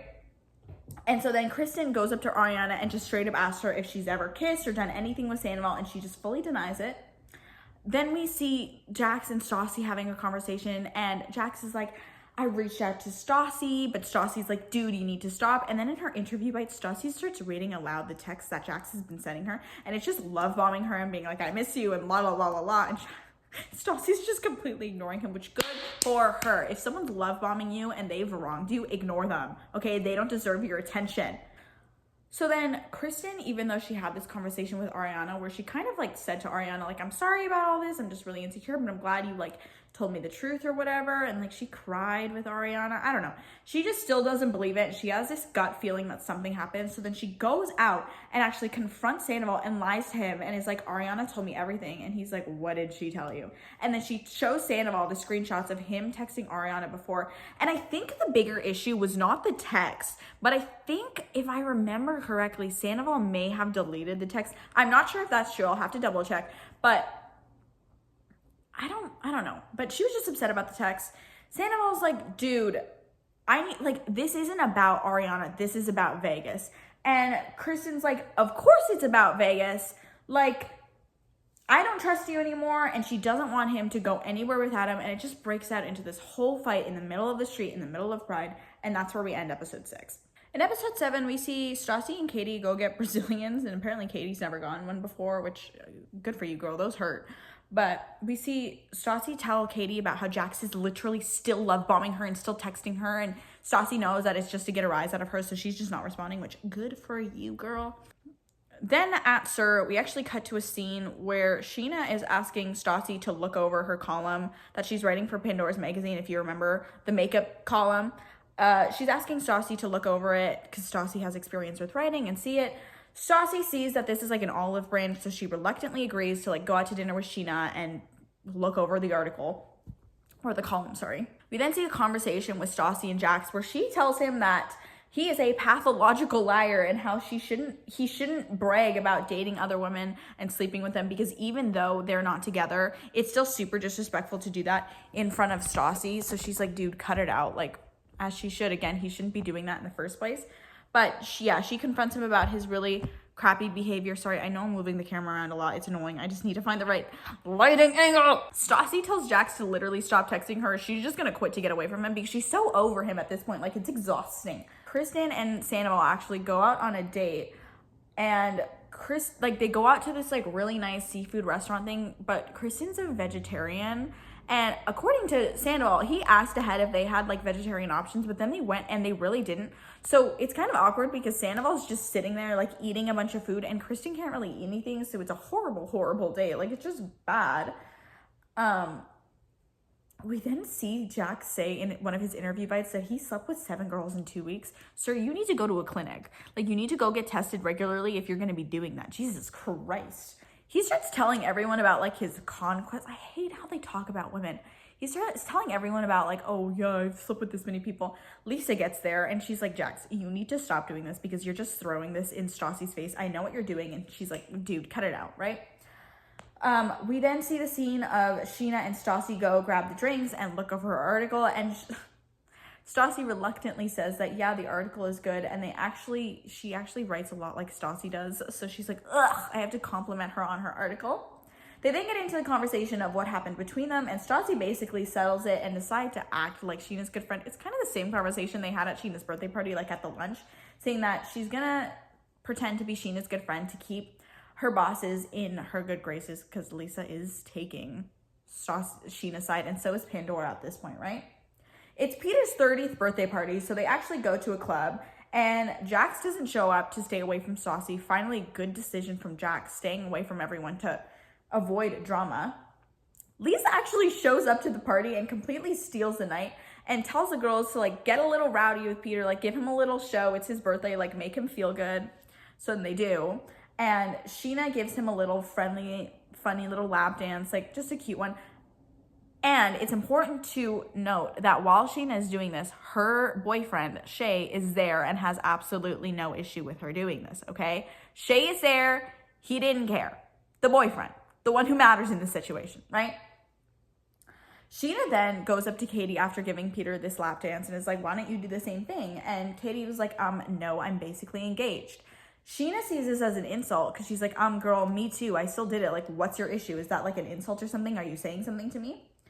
And okay, so Katie tends to get a little argumentative when she gets drunk. And this is going to be the birth of a motif we see with Katie when she drinks, of something called Tequila Katie, like her alter ego personality when she goes off on everyone. And I'm not going to argue with the fact that she does get argumentative when she drinks, but this title has followed Katie throughout her life, and I think it's such BS because she doesn't act like that every time she gets drunk, and half of the time she has a reason to be upset when these arguments do break out. I do think this one was unwarranted though, because Katie completely goes off on Sheena, and they all go outside to like the separate area, and Stassi, Katie, and Kristen are sitting there, and it just blows into this huge thing where Katie just goes in and starts insulting Sheena and everyone, being like, she's such a whore, la la la. And finally, Peter hears like this whole thing going on because Sheena goes outside and is like, Katie, why are you talking about me? Peter tells them to cut it out. Sheena then leaves the combo, and Katie starts ripping into Shay, who was also out there, and says that, why do you tolerate this? Your girlfriend, this, and that. Shay's defending her. Sheena then goes inside and starts crying to Schwartz, who's also there. Schwartz, Katie's boyfriend, is being like, your girlfriend's being so mean to him, this, and that. Schwartz then goes outside and tells Katie that she was out of line, and then Katie starts breaking down, and she's just like, you're my boyfriend, you're supposed to be defending me in this situation, like, why are you taking her side? And yeah, it's really bad, and that's where we see like the end of the fight. And also, it's important to note that Stassi was there, but she didn't defend Sheena at all. She just kind of like sat there quietly, and in her interview bite, Stassi said that she's like, when Katie gets like this, you just need to keep your mouth shut, otherwise she's gonna go off on everyone. So, but she didn't say anything to Sheena. So then Sheena and Shay decide to just leave the party because everyone's just going off on them, right? The next day, we see Jax actually at therapy, and he admits that he cheated, because if you remember last season, Jax went to the same therapist and he denied that he cheated on Stassi. Of course, we found out that that was complete BS at the end of the season, but he admits that he lied to his therapist, and he starts playing with the idea that he's a sex addict. And the therapist tells him that if he continues down this path, he's just going to get the same result, and he needs some time alone and away from women. Again, as I mentioned with the whole Ariana bipolar Kristen thing, I don't like the fact that we're putting all of these mental illnesses and serious conditions out there without actually being diagnosed. He's talking to a therapist, not a psychiatrist. She can't diagnose him. He doesn't know if he's a sex addict. I'm not going to say my opinion on whether or not he is. I'm just saying this is not an official diagnosis. I'm not calling him a sex addict. He's just playing around with the idea that he might be one. Just a disclaimer. Yeah. The next morning after the club thing too, we also see Christina setting up for this yard sale, which apparently Stassi, Kristen, and Katie agreed to help her out with. And Christina wasn't at the party, so then they start filling her in on what happened. And apparently after Sheena left, Katie started going off on everyone, threw water at the girls' faces, and started saying horrible, horrible things, including she brought up a rumor that Jax and Kristen had actually slept together in January. And then the morning after, Katie then decided to text Sandoval saying that she knew all about him and Ariana because Jax had told her all about it. Kristen completely denies everything about her and Jackson, is like, that's so nasty. I have no idea where Katie would have gotten that from. And then while they're at this yard sale, Katie actually shows up, because at this point it was only Christina, Stassi, and Kristen who were helping her with the yard sale. But then Katie shows up. And after Katie shows up, she like starts crying and she's like, oh my God, I have no idea. I don't remember any of this. Like, she completely blacked out. But she says that the Jax thing was just a rumor, that she shouldn't have spread it again. And she's just so sorry, this, and that. Katie apologizes, and then the last scene of episode 7 is her kind of like walking along the sidewalk, just separating herself with the girls, because the girls were like, what the hell did you do that for? Like, what was last night? And she just walks away. So episode 8 actually starts out exactly where we left off, at the yard sale, with Katie walking away. She didn't actually leave. It's like insinuated to us at the end of episode 7 that she just completely leaves. She doesn't. She just walks across the street to go sit in the shade because she's so hungover. Which is so real. But Stassi then walks over to like where Katie's sitting in someone else's like front yard, but it's just in the shade. And she said in her interview bites that at first she didn't believe the rumor, like when she first heard it, but now she kind of does. So she goes to Katie, who's sitting in the shades, and says like, you need to tell me everything about this rumor. Katie says that it's just a rumor that she heard months ago and that it should have never been repeated. Kristen then goes to join them, and Stassi, the genius that she is, notices that Kristen's being really super calm about the situation, which is really weird because, as we've seen before, anytime drama gets brought up with Kristen or anything like this happens, Kristen goes ballistic. Like, she's the most dramatic person ever. So this is really unusual, and Stassi's like, something's up. Like, your behavior is off. Like, I'm FBI agent number 1. This is weird, right? Clocked it. So then Stassi goes back inside to get a drink with Christina Kelly. These people are alcoholics. I swear they're always drinking something. But she goes in to get like, I don't know, a mimosa or like a margarita with Christina. And Christina asks her, because no one else is in the room, she asks her, she's like, so how much do you believe this rumor? And Stassi straight was like, I 98% believe it. Because it supposedly happened during the time when her and Jax were broken up and her and Kristen weren't friends, kind of in that time period, remember? And she knows that at one point Kristen slept over at Jax's place because her and Sandoval had gotten into a giant fight. Stassi says her plan is to pretend to believe Kristen to her face, figure everything out behind the scenes, and then, yeah. At Sandoval and Kristen's place, we see them have a conversation about it, and Sandoval says he doesn't believe the rumor one bit, but he's kind of glad because now Kristen knows what it's like to have a rumor about her cheating going around. We then see everyone go to this like brunch party thing. It's like this restaurant where everyone gets like wasted for brunch. It's like a club, but like brunch style. Like let's it's like day drinking. Like, and they're serving these giant fish bowls of just like mixes of drinks. And I'm like, Jesus Christ, you could literally only find this in LA. What do you mean? But Stassi says that she deliberately wanted to go to this place to get Jax and Kristen wasted and see whatever information she can suck out of them while they're drunk, obviously. However, this kind of gets ruined because Kristen doesn't show up, but Jax does, and Jax gets really drunk, right? And then once Stassi sees that Jax is like finally drunk enough to be confronted, Stassi and Christina Kelly go up to him and like corner him and just straight up ask him like, did you sleep with Kristen? Like, what did you do?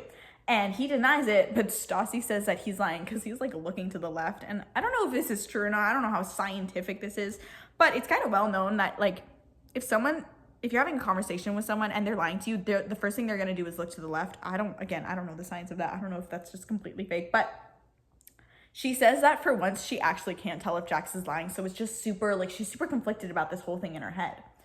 Later that night, Stassi tells Lisa about the rumors, and Lisa admits that it is not the first time she's heard this rumor, but she doesn't want to cause any drama at the restaurant, so she's just keeping her mouth shut about it. Earlier on, I think in the middle of like when they were having brunch, we actually saw a scene of Lisa talking to this woman who she's bringing in as, I think, what is it called? Like a secret diner? Yeah. it's called a secret diner, where it's like this undercover customer who's actually like marking and judging everyone on the quality of how the restaurants does. It's kind of an undercover audit, actually. And I know some restaurants do this, where they bring in a professional to kind of judge the server, judge the wait times, judge the host, see how everything runs when the manager isn't there, to kind of see what they need to improve on. And they bring in this actual like chef. So Alana, the secret diner, goes in and she's seated in Sheena's section. However, Sheena takes forever to get to her because apparently Sheena's already having problems working with Katie after the other night, like the big fight at Peter's birthday party. And she goes to vent to Sandoval about Katie instead of attending to her table. And then Sandoval tells Sheena about the rumor about Kristen and Jax, and Sheena laughs about it. Finally then goes to attend to Alana to get drinks. I am a server at a restaurant. You don't do that, okay? If you see a new table in your section, you give them like maybe a minute or two to kind of settle, go up to them and ask for their drinks. You don't continue a conversation with your coworker if you see that. Even if you are in the middle of juicy drama, you're like, girl, hold on 1 second, let me just go take care of this table, and then we'll continue afterwards. So yeah, very unprofessional on Sheena's part, but whatever. Sheena, after grabbing the drinks order, actually immediately goes back to talking to Sandoval about Katie. And Alana, the secret diner, actually has to pull Katie aside, who's also working that day, asking her to check on like the appetizer corn fritters. Instead of doing that though, Katie then goes to Sandoval and Sheena and starts apologizing for the night before. Dude, a customer just asked you to go get an update on their food. These people, just a lot of, so they're just failing miserably, right? Finally, Alana gets her food after a long time of waiting, and they decide to move from the bar over to like the lounge because it's two separate parts of the restaurant. And they decide to see how like the real food is, right? And they get served by Stassi at their new table in the lounge. They order wine with, and they get a jalapeno margarita that they thought was good at the bar because they also got one at the bar. But the one Jax made is actually really good. And Stassi says, because they send it back, they're like, yo, this jalapeno margarita isn't spicy enough, and Stassi's like, that's probably because Jax made it, hold on. And they get it back. Sheena then goes into the lounge and pulls Stassi aside to talk to her and asks why she didn't say anything or defend her when Katie was going off. And Stassi said that she was just trying to prevent Katie from going crazy, but she did apologize to Sheena because she understood that she should have said something. And Sheena says, like, I would have done, like, if Kristen would have done that to you, I would have said something. So Stassi did apologize for not defending her, which, I mean, yeah, you should have, but I guess trying to keep Katie under wraps when she's drunk. I get it. Alana, the secret diner, she's also not alone. Like, Alana has a friend there, and her friend notice that Jax is literally always on the phone when he's behind the bar, because the place they're sitting, like, they're sitting at a table that's right next to the bar, so they can just see Jax always on the phone.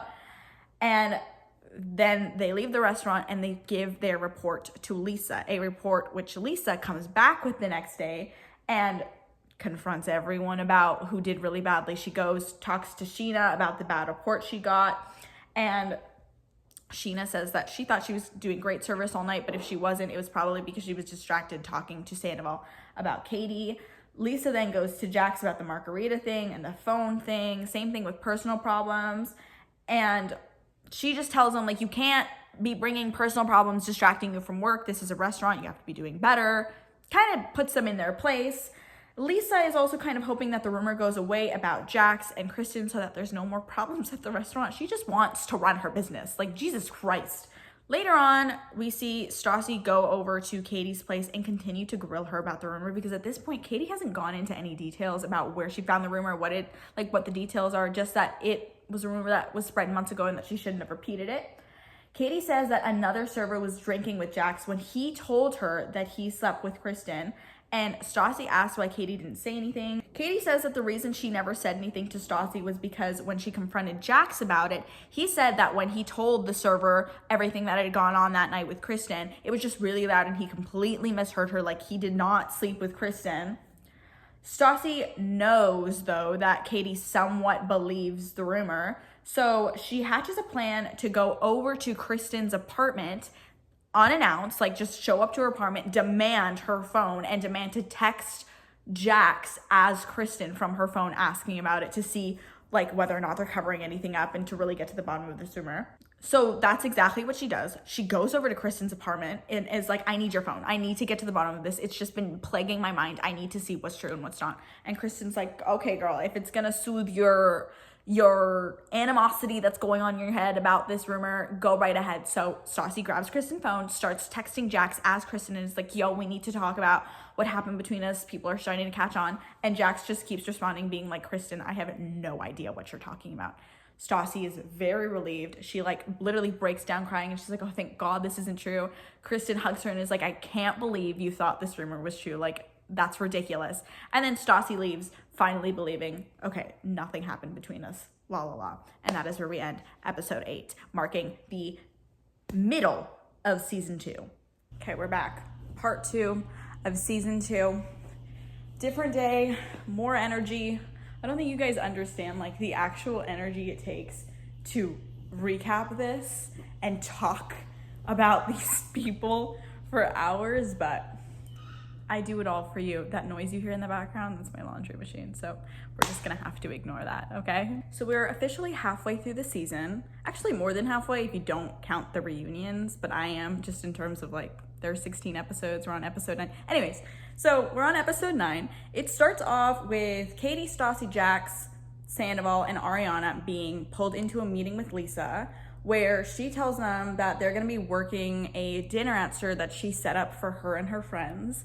And what Lisa says by her friends, she actually means her fellow cast members of The Real Housewives of Beverly Hills. So her rich friends, which the SUR staff don't seem too excited about because rich people and like especially ones in like Beverly Hills and stuff tend to have the most complicated orders in the world. Like, oh, can you tell the chef to like cut them a certain way? Can you put like this and that and just order like a custom thing that's not even on the menu?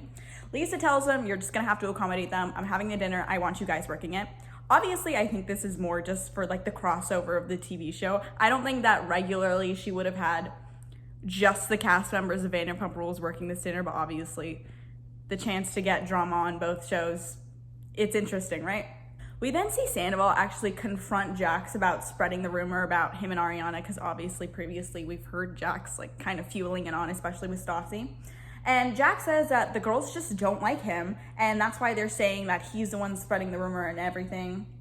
We then see that Kristen actually went through Sandoval's phone and saw that him and Ariana had a 15-minute call. So she says that she's actually gonna ask for it, because she looked through his phone like the night before. So she says that she's gonna ask for his phone right there and then. And if he deleted the call, then she's gonna know that he's hiding something, right? So this is kind of like her mystery plan to like trick Sandoval into admitting something happened. Stassi and Katie, who Kristen is telling this plan to, ask like what the results would be for Kristen if he actually is hiding something, like what she would do about it if she is hiding something. And she says that she doesn't know what she's gonna do. So the other two like naturally say, okay, then there's no point in looking for anything and getting upset about anything if you're not gonna do anything about it. Like, Katie rightfully points out that, like, if you have that much trust issues with your partner and you genuinely have to go to these extra measures to make sure he's being faithful to you, then you shouldn't be with him. I honestly think Shay Mitchell said it best in, I think, the Call Her Daddy podcast. She said that if you can take him, you can have him. Like, he can go. I always say this to anyone who I know who's in a relationship, but you should not have to hold on to a leash with whatever partner you have in order to feel emotionally secure. Your partner should make you feel emotionally safe. You should be able to know that they're not doing anything unfaithful for you because you trust that they're gonna protect your feelings and they're gonna communicate with you if they're ever unhappy that they feel the need to branch out.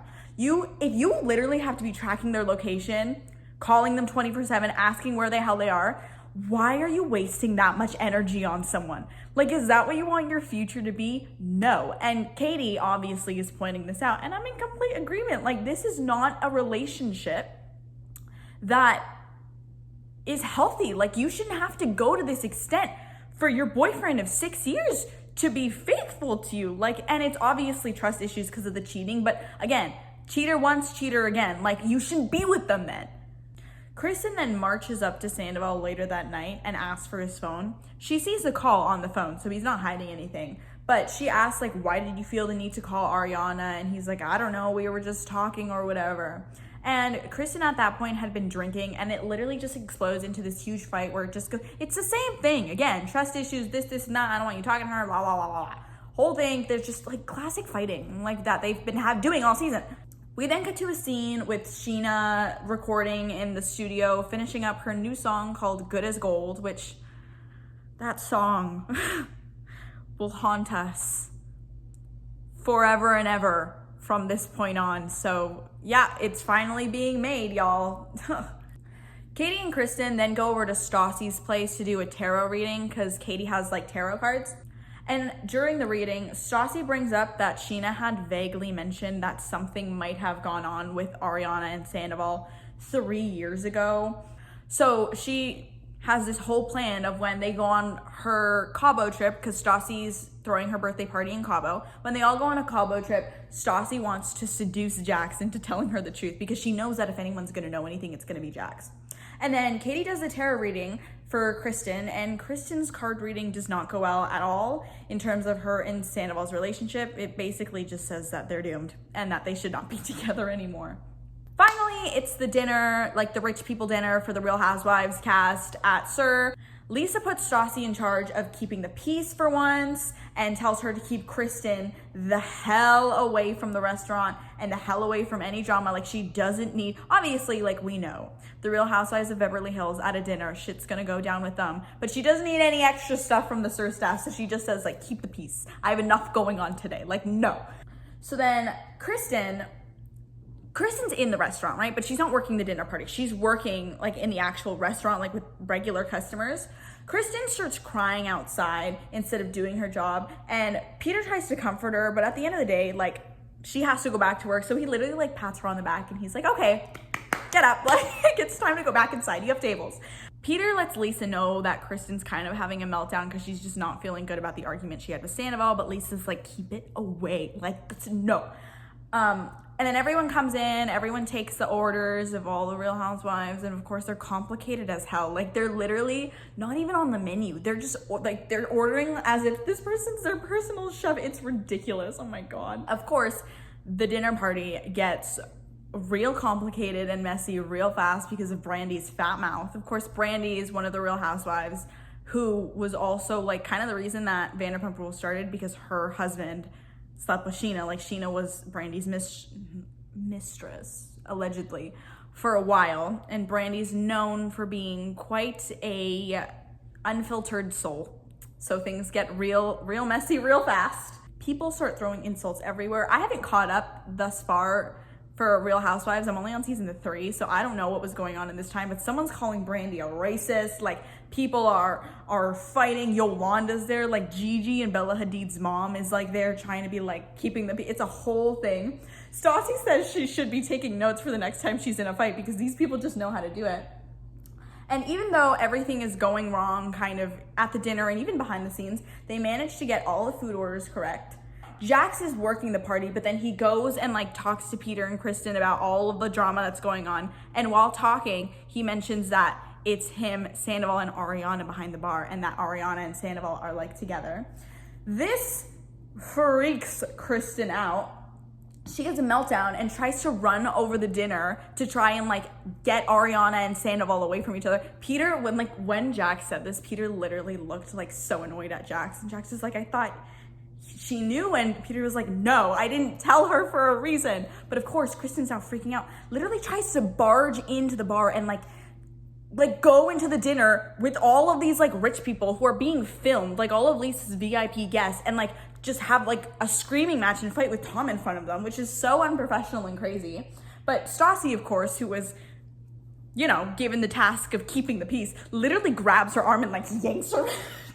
He grabs her arm, yanks her back, and then sends Sandoval outside, like to deal with it away from the dinner. And they get into a huge screaming match and everything blows up. Of course, Lisa like is kind of aware that something's going on, but Stassi's like, no, it's fine. And then she's like, okay, like I'm just deal with it yourselves. Sheena then hears about this and then goes out into the fight because Sheena's working in the restaurant, goes out into a fight, and she says that if something happened 3 years ago, she's not sure, like she doesn't know what's going on. Like from what she's talked to for Ariana, nothing went on 3 years ago or never. Lisa then goes out and talks to Kristen because she hears that Kristen's had this whole meltdown, and she's actually being really sympathetic to her. She basically tells Kristen, like, if you are this insecure about your relationship, then, like, you need to do something about it. You just can't let her, like, Sandoval walk all over you. Then Ariana goes outside with Sheena and the other girls to talk to Kristen, and Ariana says that whatever Sandoval did 3 years ago, whether or not anything happened, if he cheated on Kristen with any other girls, it's not Ariana's problem, because at the end of the day, Sandoval's her boyfriend, which I have to be in agreement with that. Again, the whole thing with this Kristen thing, and a big reason of why Kristen herself has been bothering me. Again, not that I'm giving Sandoval any sympathy, but it's literally that Kristen's only been going after Ariana, and like all of the other women have pointed out this season, and like I've talked about for the whole first half of the season, she's not doing anything about it. She's just staying with Sandoval and miserable and upset and making it everyone else's issue and then going after the other woman. Like, you don't do that, love. But that ends episode 9. Okay, so episode 10 is Stassi and the gang getting ready to go to Cabo for Stassi's birthday. We see Stassi go bikini shopping for Christina Kelly, and they get the most overpriced bikinis literally ever. But then again, it's LA, so like, what does anyone expect?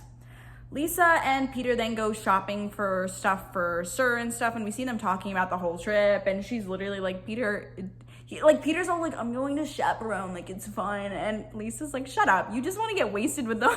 Like, you just want to be a child with them. And he's like, yeah, fair enough. We then see everyone kind of pull up to the airport together, and it gets kind of awkward because Sheena and Shay were invited and are there, but of course Sheena's only friends with the boys and Stassi at this point. Again, Stassi's kind of really only friends with her to squish the animosity and get back in with her boss, but she didn't feel like uninviting Sheena because it would just be a giant mess. But it's still awkward because none of the other girls like Sheena. Immediately when they get to Mexico, Sheena says that she feels left out and none of the girls are talking to her, so she decides to go in the boys' car.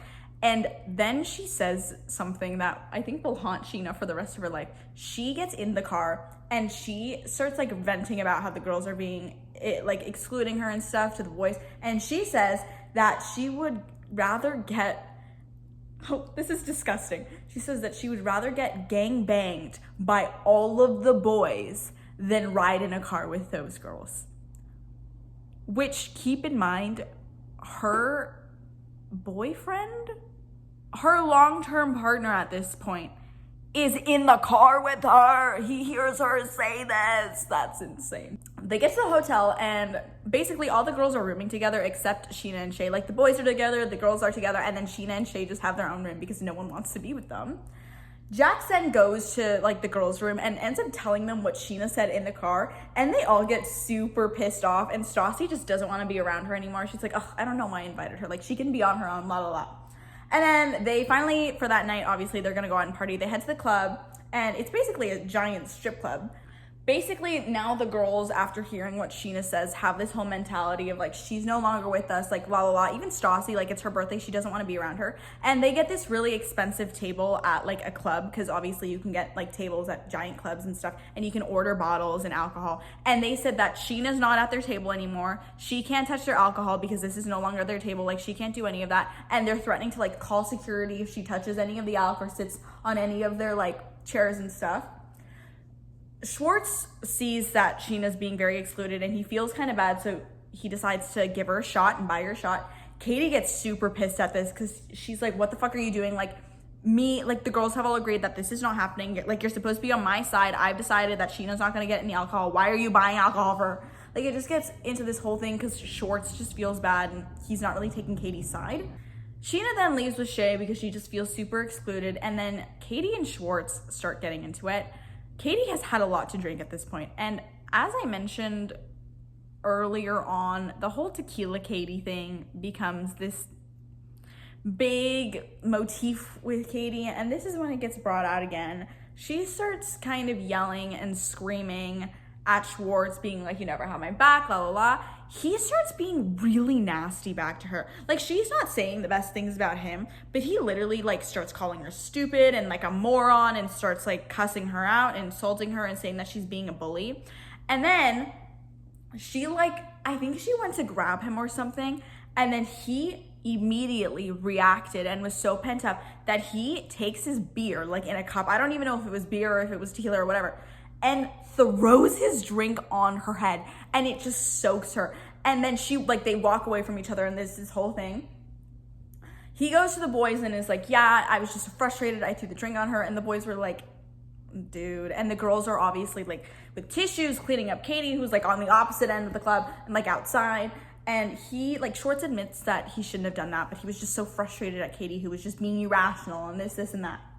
They then go back to the room, and like all of the girls are kind of like Stassi feels bad for Katie, but at the same time she's like, it's my birthday, like I just want to enjoy this. And now she's fighting with her freaking boyfriend and she's not in the mood. So in order to cheer Katie up, all the girls go skinny dipping at the beach, and they all just run into the water super naked, and it looks like so much fun. And then they go back to bed with everyone kind of feeling better. The next day, they all go to the beach, and everyone's kind of in better spirits. And then Schwartz tells Katie that he was annoyed about the whole Scheana thing. But then Stassi, like, kind of tells him, because she sees that they're kind of going to get into an argument again. And she tells him, she's like, please, no more fighting. Like, I don't want to hear any fighting. This is my birthday. Like, keep it to yourselves. Go away. You know, I don't want to hear this right now. I don't want to deal with this. Stassi then pulls Katie aside, like, later in the day, right before they're going to go to dinner, and tells her to please not lose her shit at dinner. Like, please keep it together. And Katie agrees, which I understand. Stassi doesn't want to deal with her friends fighting at her birthday. And you know what? I do kind of get where she's coming from, because it's uncomfortable with everyone there having to deal with that. But at the same time, like, Katie can't really control how upset she's feeling at Schwartz. I don't know. I kind of see both sides. I definitely see why Stassi wouldn't want to deal with her best friend fighting with her boyfriend, because it's just inappropriate. Like, it's not about you. It is Stassi's birthday, but Stassi also has to keep in mind, like, where Katie's coming from. It's just complicated. At dinner, we see Jax give Stassi some really nice clothes, and she's actually really grateful. She's like, these are really cute, like, thanks. Scheana then decides to open her fat mouth, because she can't mind her business, and asked Schwartz what happened last night. Because again, Scheana and Shay left right before the whole fight with Katie and Schwartz. This then triggers Sandoval and Katie to start fighting, because Sandoval's on Schwartz's side, and Katie just, like, is angry and starts kind of going at him. And Katie says that Schwartz is so Mr. Nice Guy to everyone except her, so everyone always takes his side and never hears Katie's side out, because they just assume she's in the wrong. Everyone then tells them to cut it out, and Stassi is literally, she's getting really pissed off. She's like, Katie, are you seriously doing this right now? Like, get out, you're ruining my birthday dinner. And then Stassi's like, you know what, if everyone's just gonna fight, then I don't wanna have this dinner. Like, let's go home. And then everyone's kind of frustrated, because they're like, dude, shut up and deal with it on your own time. And then Katie just gets frustrated and gets up and leaves, because she's like, at this point she's crying, she's mad, and she just can't. So she goes and leaves. And that is where we end episode 10. We start off episode 11 right where we left off on episode 10, with Katie walking away, and Stassi's just super annoyed because she had this conversation with Katie right before they went to dinner, asking her to kind of keep it together for the dinner and for Stassi's sake, because it is her birthday. Stassi's just so done with the whole thing, goes and confronts Katie, and Katie just says that she left so she wouldn't cause a scene at dinner, but Stassi doesn't want to hear any of it, because she's like, you already did. Like, you ruined my dinner, la la la. Schwartz then goes, finds Katie, apologizes to her for everything, and just asks her to, like, I'm so sorry about everything that happened. Just, I want you to have a good time tonight. I want you to enjoy yourself for the rest of the night. I don't want this to be an issue. And then Katie's like, okay, fine. I'll, like, do my best to just have fun. But she's kind of, like, not happy. Like, those feelings can't just go away. Like, you poured a drink on her. Like, she's pissed off, obviously, and as she should be. Then we cut to a scene at Sir, and we see that Ariana is basically the only one left, because, again, all the bartenders and, like, the majority of servers are with Stassi on her birthday. Ariana's doing a really good job, and everyone's kind of enjoying the break that comes with all of the really drama-centered people away, being at Cabo separate from everyone else. Then, of course, back at Cabo, Stassi just kind of wants to go to bed and ignore everyone and everything, because she feels like her dinner just, like, ruined her birthday, and she's just, like, wallowing in misery. But the girls finally convince her to get the hell up and go to the pool and go skinny dipping again and just, like, lift the mood and have some margaritas, and it'll all be fun.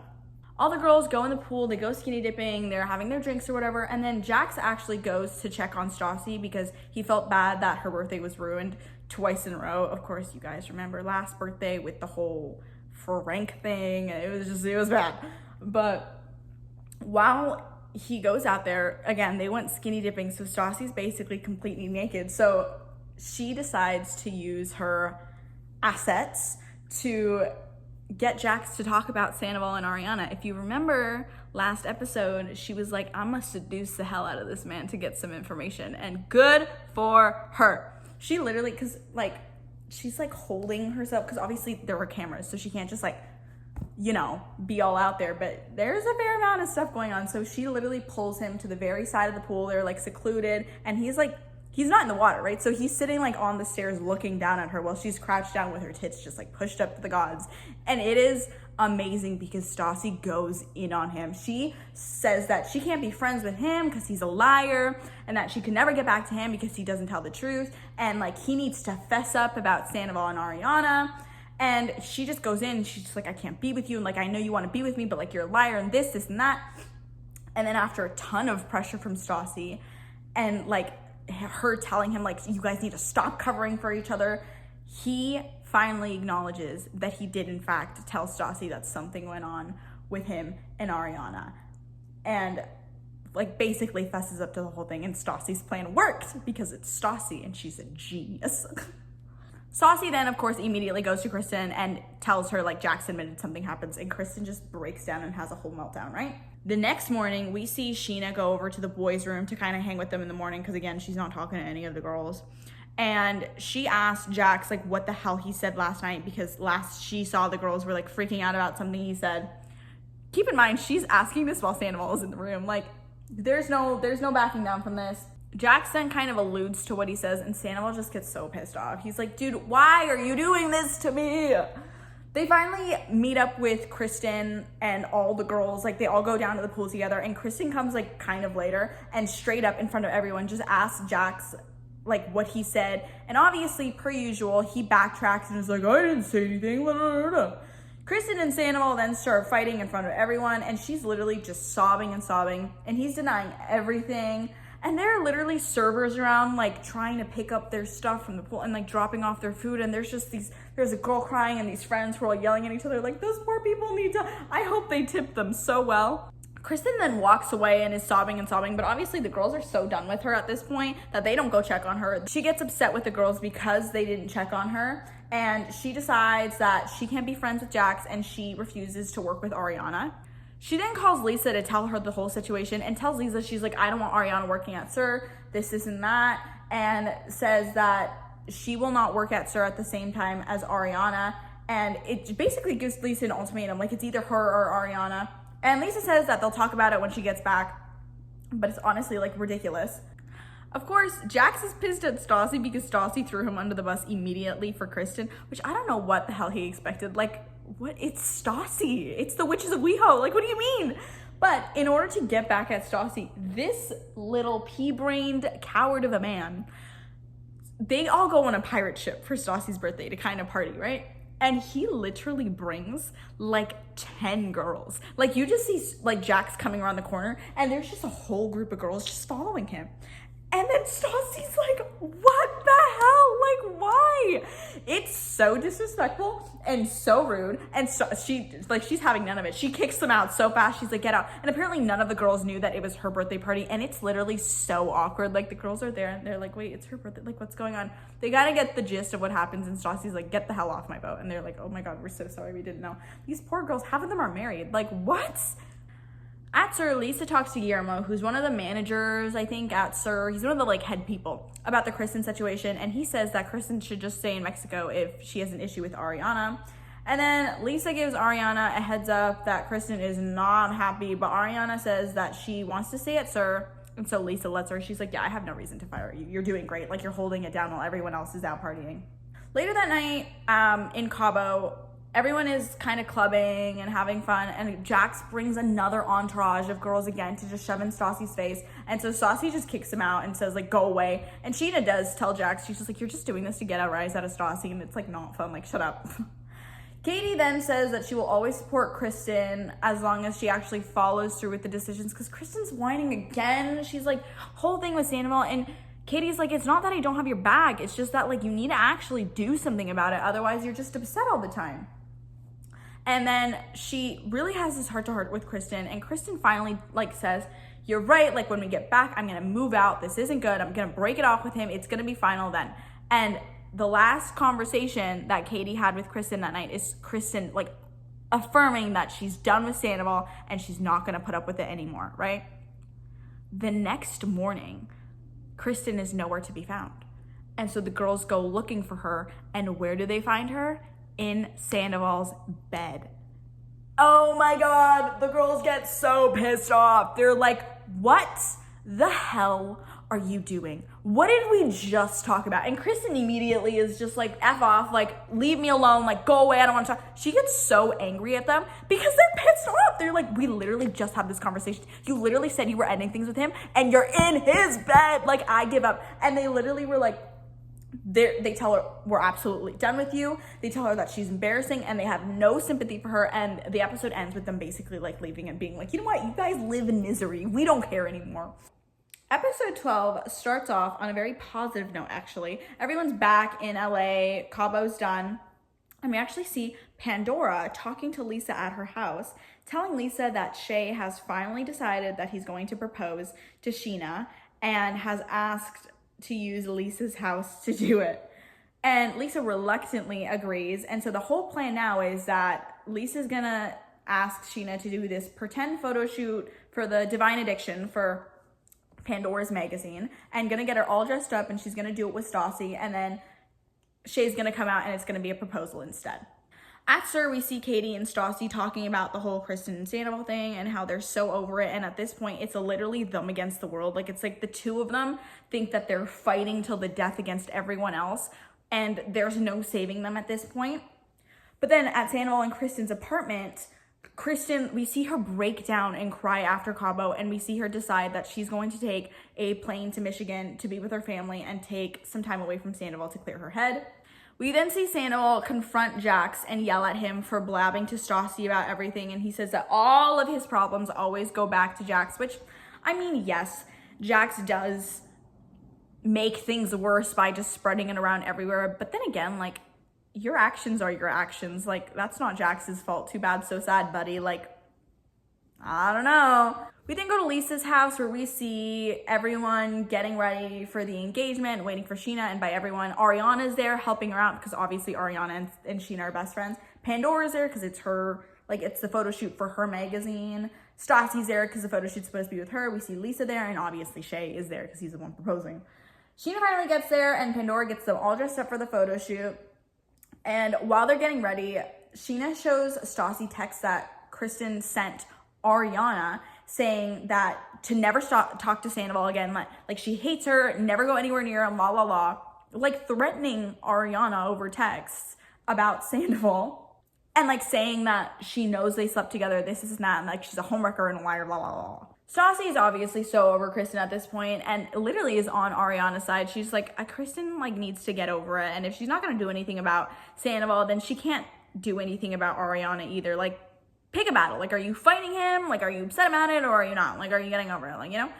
Ariana says, like, while looking at Sheena's whole proposal thing, that she's happy for Sheena, but she's super different because Ariana apparently does not ever want to get married. She doesn't believe in marriage, which I think is a really valid thing to have nowadays. Like, it's a really valid belief. Obviously, everyone is different, but we now see Ariana's stance on marriage. Finally, Shay proposes. It's actually really beautiful because Sheena's like taking pictures for the magazine with this beautiful like background in Lisa's house, obviously, because Lisa's house is freaking gorgeous and it's a giant mansion. But she's taking all these pictures, and then we see Shay walk down the steps with flowers, and Sheena's like, oh my God, what's happening? And then he proposes to her, and it's actually adorable. And like Lisa's just leaning over her balcony watching, and all the girls are like crouched in the corner just watching this happen, and it's adorable, and it's actually really cute. Afterwards, we see back at Stassi's apartment, Christina and Katie come over and talk about the proposal and Ariana. Stassi says that she's actually heard rumors that if anything did happen between him and Ariana, Sandoval told Ariana that her and Kristen were no longer together, like weren't together at the time, and that's when something happened, in which case it wouldn't be Ariana's problem at all. Stassi says she actually really likes Ariana and that she's no longer taking Kristen's side because Kristen never acts on her feelings. And also, apparently, even though Kristen's in Michigan to clear her head from Sandoval, she's tweeting a bunch of really weird, lovey-dovey, like, cheesy crap about Sandoval while she's supposed to be, like, taking time apart to reevaluate their relationship, which is so weird.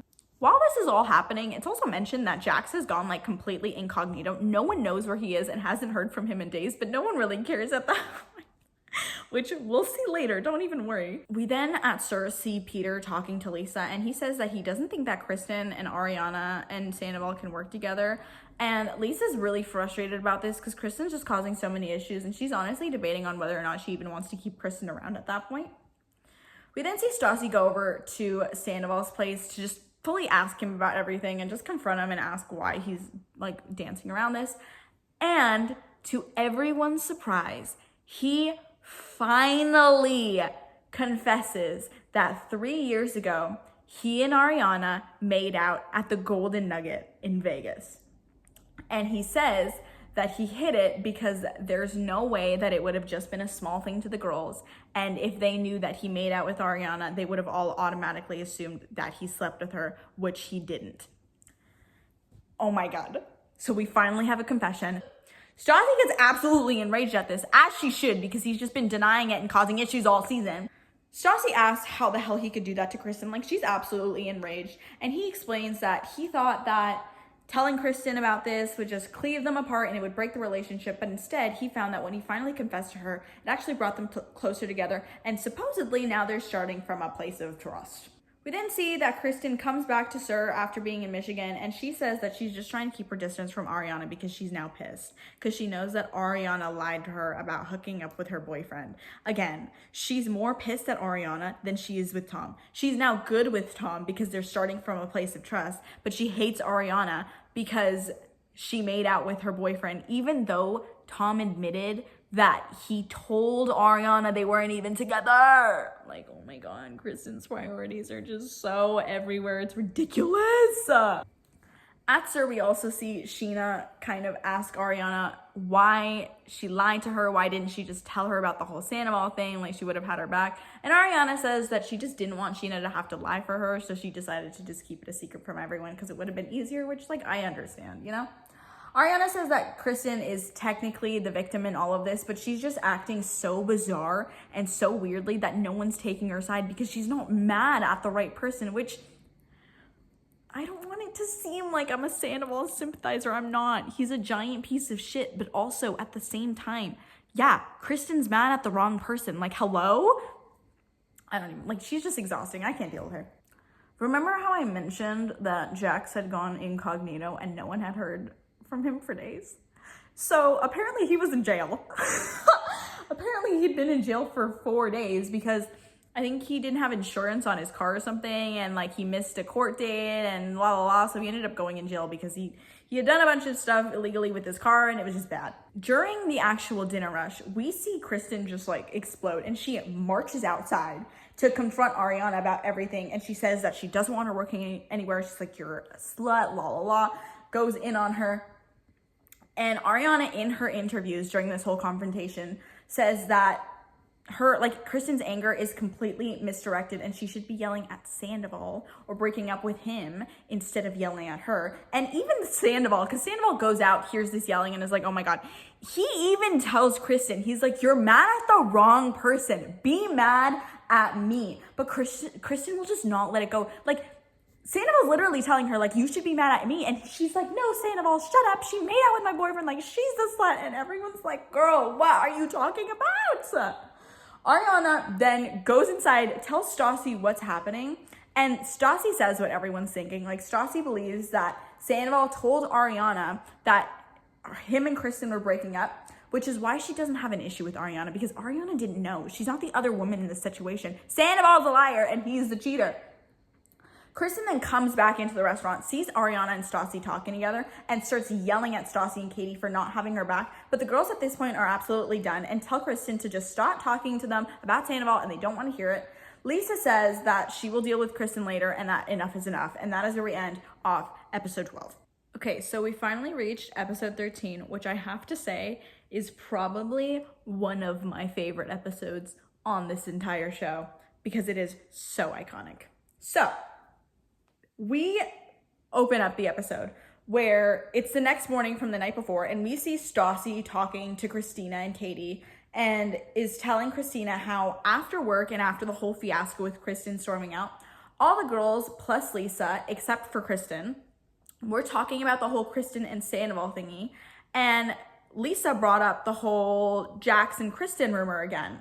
And they thought that it was really interesting. And since all the girls there, they decided to pull over Jax and completely hound him and just pounce on him and put pressure on him to talk about the whole Kristen and him rumor again and see if they could get anything out of him, because clearly Jax likes to be a blabbermouth sometimes.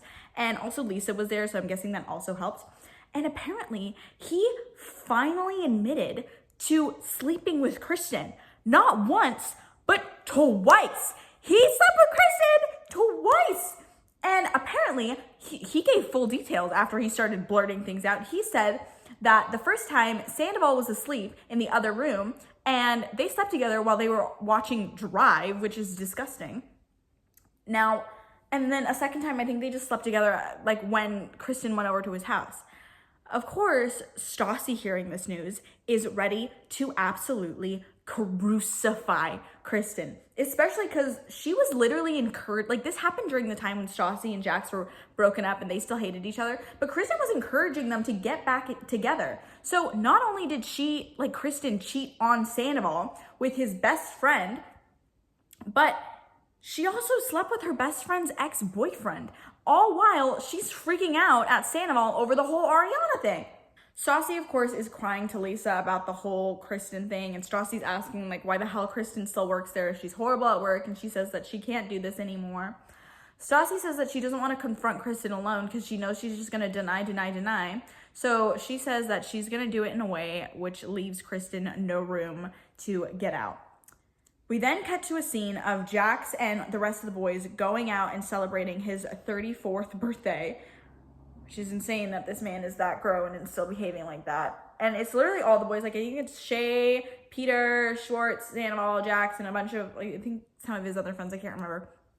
But Stassi shows up to the dinner. She looks so good. She walks in full revenge dress and everything, hair done, makeup done, like, ooh, the nicest dress with her purse, literally sits down at the dinner and all the boys are like, oh, and she's just sitting there and he's like, what are you doing here? Which is funny considering he has a history of crashing her birthday party. I love Stassi. But she goes, sits down at the table, and then announces to all the boys what exactly Jax did with Kristen. Peter at this point is so pissed off at Jax. Like, he's just so over it and is just so... like, he's like, what the hell, Jax? Like, are you kidding me? Because at this point, like, again, Peter's their manager. He's had to deal with this not only at work, but is also friends with all of them. Like, that's ridiculous. And Peter's also good friends with Stassi. Like, they hooked up for a while and I think dated for 2 months. But he still really cares about Stassi, obviously. And even Schwartz is also pissed off because of Sandoval. Like, oh no, Sandoval isn't there. Sandoval wasn't at this dinner. Oh yeah, because Jax and Sandoval aren't talking. Sorry, my mistake. Jax and Sandoval aren't talking because obviously Jax is a blabbermouth. Schwartz is the only one who was there, but now Schwartz is pissed at Jax for Sandoval because obviously he's best friends with him too. And Schwartz says that move is even low for Jax's standards, and that was ridiculous. Stassi then tells Jax, like, listen, I'm not here to fight with you. I'm actually here to ask for your help because she needs Jax's help to get Kristen to admit what actually happened. Stassi admits that, yeah, she should be pissed at Jax, and she is, but at the end of the day, she expects this from Jax. She knows who she is. He's already admitted to cheating on her before, and at this time, him and Stassi were broken up, so technically he didn't owe it to her, like, he didn't owe anything to her, whereas Kristen was Stassi's best friend. The fact that Kristen did this is 10 times more disgusting, especially because Kristen was encouraging them to get back together. Like, she was supposed to be Stassi's best friend.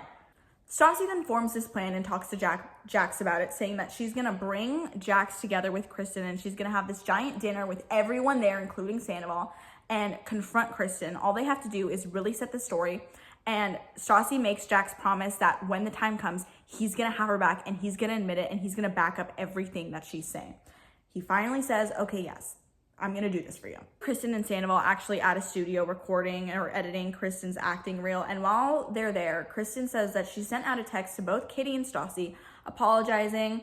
And Stassi said that she would hear them out. She wants them to come to this dinner so they can talk about it. Obviously, the audience knows this is a ploy just to get Kristen over there so Stassi can confront her, but Kristen doesn't know that, obviously. So it's finally the moment where Stassi's going to confront Kristen, and literally everyone is at this lounge. Everyone. Christina's there. Like, I think a bunch of the other SUR employees are there. Sheena's there. Everyone's there, right? And the plan is for Stassi to confront Kristen. So Kristen comes in, Sandoval comes in. They kind of start talking. Kristen kind of apologizes to her. And then Stassi drops the big bomb and is like, I'm also pissed at you because you've been screwing my ex-boyfriend. Yeah. She finally admits it. Jax immediately, she's like, Jax, come here. And he comes in and backs her up and starts to give a bunch of details. Like, of course, Sandoval's there and he has no idea that any of this is going on. Like, his best friend is literally admitting to sleeping with his girlfriend and he had absolutely no clue. Like, he's getting bombarded too, right? Katie then in interviews says that Jax loves attention and he's using this opportunity to get more of it because before lies used to get him attention, but now he's figured out that telling the truth can also get him some more. Kristen just isn't entertaining all of it. She's all deny. And then Stassi gets so, oh my God, I love her. She gets so fed up with this. She turns to her and she says, you are a lying whore. And then backhands her, like slaps her fully across the face. I'm going to insert a clip here because it's amazing. Shut the up! You are a liar! No one believes you! You are a dirty whore. You are disgusting! Get the out of here! Walk away right now, little girl. Get the They start physically fighting. Kristen literally, I think Stassi goes at her again. Kristen gets up, yanks her hair. They just all fall to the ground. Everyone's trying to push them apart. Kristen and Jax then start yelling at each other, and Sandoval then asks Jax, man, why wouldn't you pull me aside and tell him this? And Jax is like, because you cheated on her 50 times, why should you care, la la la. It just, everything goes to, it's a mess. Kristen and Sandoval then leave together. Sandoval doesn't even care about this whole reveal. They all leave together.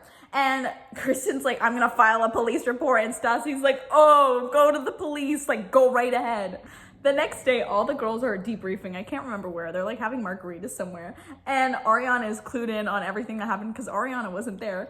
And Stassi literally says, he's like, no one cares what you did with Sandoval. No one cares anymore. Kristen did this huge thing that's obviously way bigger than Ariana and Sandoval, which I'm kind of conflicted about because cheating is cheating, right? Obviously, Ariana was never in the wrong for any of this other than lying to Kristen's face about it, because we know that Sandoval lied to Ariana saying that him and Kristen weren't together when they did kiss. But then again, Kristen and Ariana were best friends. I think that there's definitely a worse person in this situation, but at the end of the day, they're both cheaters. But clearly no one cares about the Ariana and Sandoval topic anymore because of this giant bomb that was dropped about Jax and Kristen. Then at SUR, Stassi tells Lisa everything that happened, including that she slapped Kristen in the face, and Lisa tells her to apologize for hitting her, which Lisa does this thing where she wants to be a moral, this wise person. She's just getting physical with people are never right, la la la. You have to apologize for hitting her, which first of all, I ain't apologizing for a damn thing. If you're my best friend and you go sleep with my ex-boyfriend who cheated on me, I'm running you over with my car. Are you kidding me? No, Stassi doesn't need to apologize for anything. But of course, our Holy Mary Mother Lisa decides, yeah, you actually do need to apologize. But also, Lisa has no authority over Stassi other than her boss. I don't know why Stassi listened to her, but whatever. We then see Sandoval and Kristen at the apartment talking about the whole thing, and Sandoval says that he believes her, but admits that it is kind of suspicious because usually when Jax lies, he lies to make himself look better. Then at SUR, Lisa goes and confronts Jax about messing up her business by sleeping with people he shouldn't again, and asks if he's ever going to take responsibility for his actions and gives him a giant lecture. We then see Katie, Christina, and Stassi go get spray tans and talk about a beach day they're going to have the next day, which Sandoval is actually invited to. At said beach day, we see some of the other staff at SUR, I can't remember who it was, I think it was Schwartz actually, ask why everyone's more mad at Kristen than they are at Jax. And everyone kind of is on the same page in saying that everyone knows that Jax is full of it. They know that he's a terrible person, and at least he owns that. He's aware of that. And they know what to expect with Jax, whereas Kristen was playing the victim and making her relationship everyone's issue. and was absolutely encouraging Stassi to get back with Jax. Meanwhile, she was doing all of this stuff behind both Stassi and Sandoval's back. Like, it wasn't fair for anyone. Jax is also at this beach day, and he starts going on and on about how he actually doesn't feel guilty at all. Like, he just doesn't feel guilty. And Schwartz is also there, and Schwartz says that it's absolutely throwing him for a loop. And, like, he sees that Jax is just choosing not to be remorseful for anything, and Jax is actively choosing not to be Sandoval's friend anymore, which Schwartz just cannot understand for the life of him. Sandoval actually ends up showing up to the beach day and, like, asked to take a look at Jax's phone, because while they were, like, screaming at each other at the lounge and while the whole confrontation was going on, Jax mentioned he's like, I have texts proving that I'm, like, telling the truth. So Sandoval asked to see the texts. And the texts are actually pretty damning for Kristen and Jax. And Jax fully tells Sandoval, like, we screwed, we actually did it. Sandoval asks, rightly so, like, did you guys use protection? And Jax says that they only did once. And Jax just has absolutely no remorse.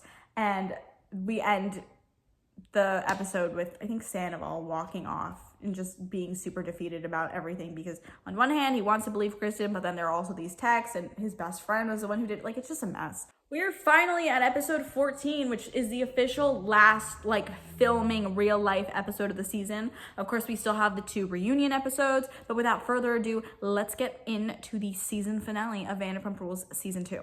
So we start episode 14 with Katie and Stassi doing this, like, sweat detox thing to, like, get skinny and, like, flush out all their bacteria or whatever.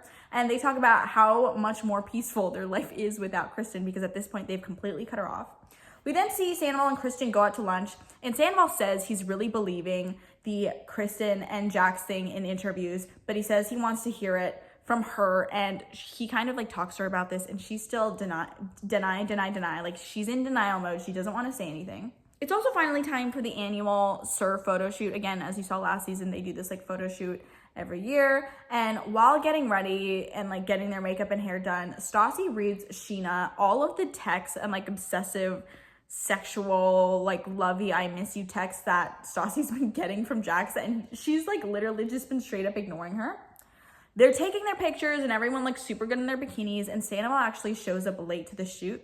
Apparently he showed up late because he was so torn up about the Jax and Kristen situation that he wasn't getting any sleep, and it was, like, impossible for him to get out of bed that morning. Sandoval's, like, sitting by himself on this, like, beach chair, and Stassi goes up to him, and they kind of get into talking about the whole situation, and she goes into detail about what Jax had told her, and she just puts it to him straight. She's like, you are in such denial about this situation. It's ridiculous. We actually then see kind of a really, really sweet, and one of the only ever sweet and, like, sentimental moments we ever get between Stassi and Sandoval, where Stassi tells him, like, listen, you have a support system here, so you need to stop thinking that it's you and Kristen against the world, because it's really not. And I really do think he needed to hear this, because, again, they've had this whole, like, us against everyone else mentality, like, we need to stick together, when that's just not the truth. Like, no one is against Sandoval in this situation, because they know that the Kristen thing was way more screwed up, and at this point, no one even likes Kristen. So I think this is really sweet of Stassi to say, and I do think it really, really helped Sandoval kind of really come to terms with what he needed to do. Jax and Sandoval then need to do some, like, shots together, obviously, because they're 2 of the main men at SUR. They're 2 bartenders at SUR, so they have to do some photos together, and it's so awkward. In interviews, Jax says he doesn't feel bad about the whole situation because Kristen and Sandoval's relationship was a complete joke. Like, he didn't respect it at all, and he doesn't now. Sheena then talks about her engagement party, which is apparently the next night at SUR, and says she probably doesn't want Kristen there, but she does want Sandoval there. And Lisa points out to her, she's like, listen, even if you don't invite Kristen outright, she's still gonna show up, like, if Sandoval's coming. And Sheena's kind of really annoyed at that because she doesn't want any drama, but she lets it go. Lisa then tells Stassi she still needs to apologize for hitting Kristen, and Stassi's so over it. She's like, oh, fine, I'll apologize to her. Lisa then goes over to talk to Sandoval because he's still, like, kind of sitting by himself in his own little beach thing, and she kind of imbues some wisdom into him as an older adult person who's not in his friend group, who just wants to, like, see him get better, and brings him back down to earth. And Sandoval says that he, like, tells her, I still don't believe the Jax and Kristen thing, But Lisa points out how it's absolutely ridiculous how Jax has absolutely no remorse over the situation.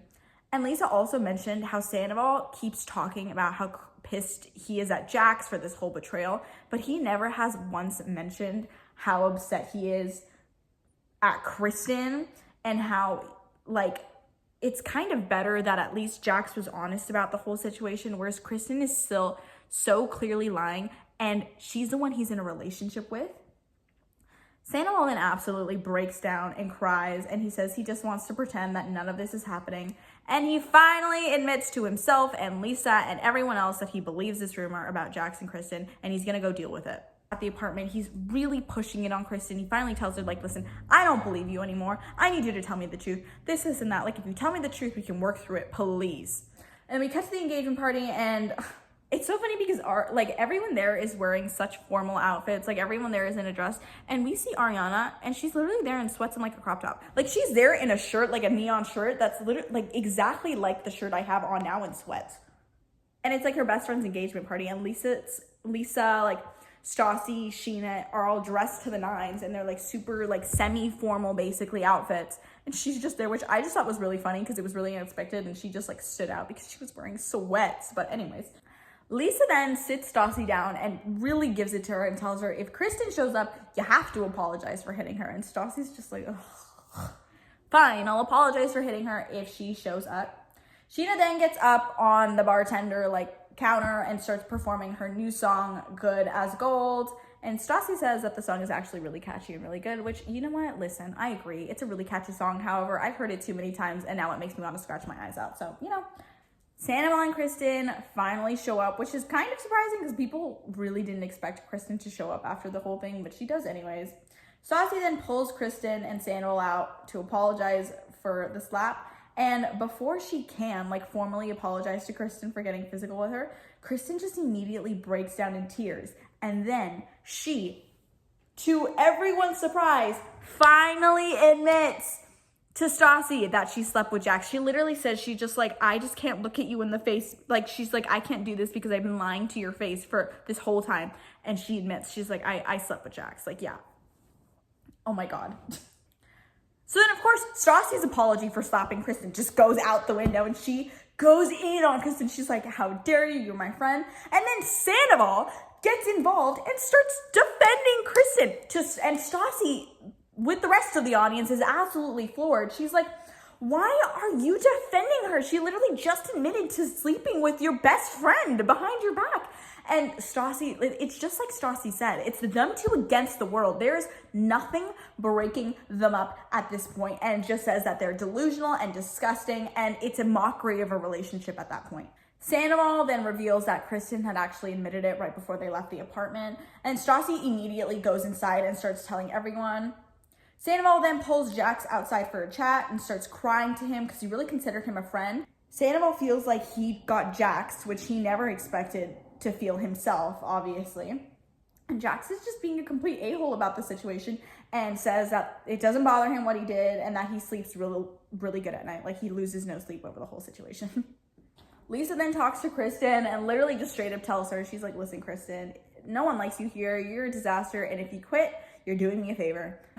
Then Sandoval goes in and talks to Schwartz about everything, about how he admitted it. And Schwartz in interviews is just so confused and says that it's so weird that Sandoval is still more upset than Jax and Kristen in this whole situation.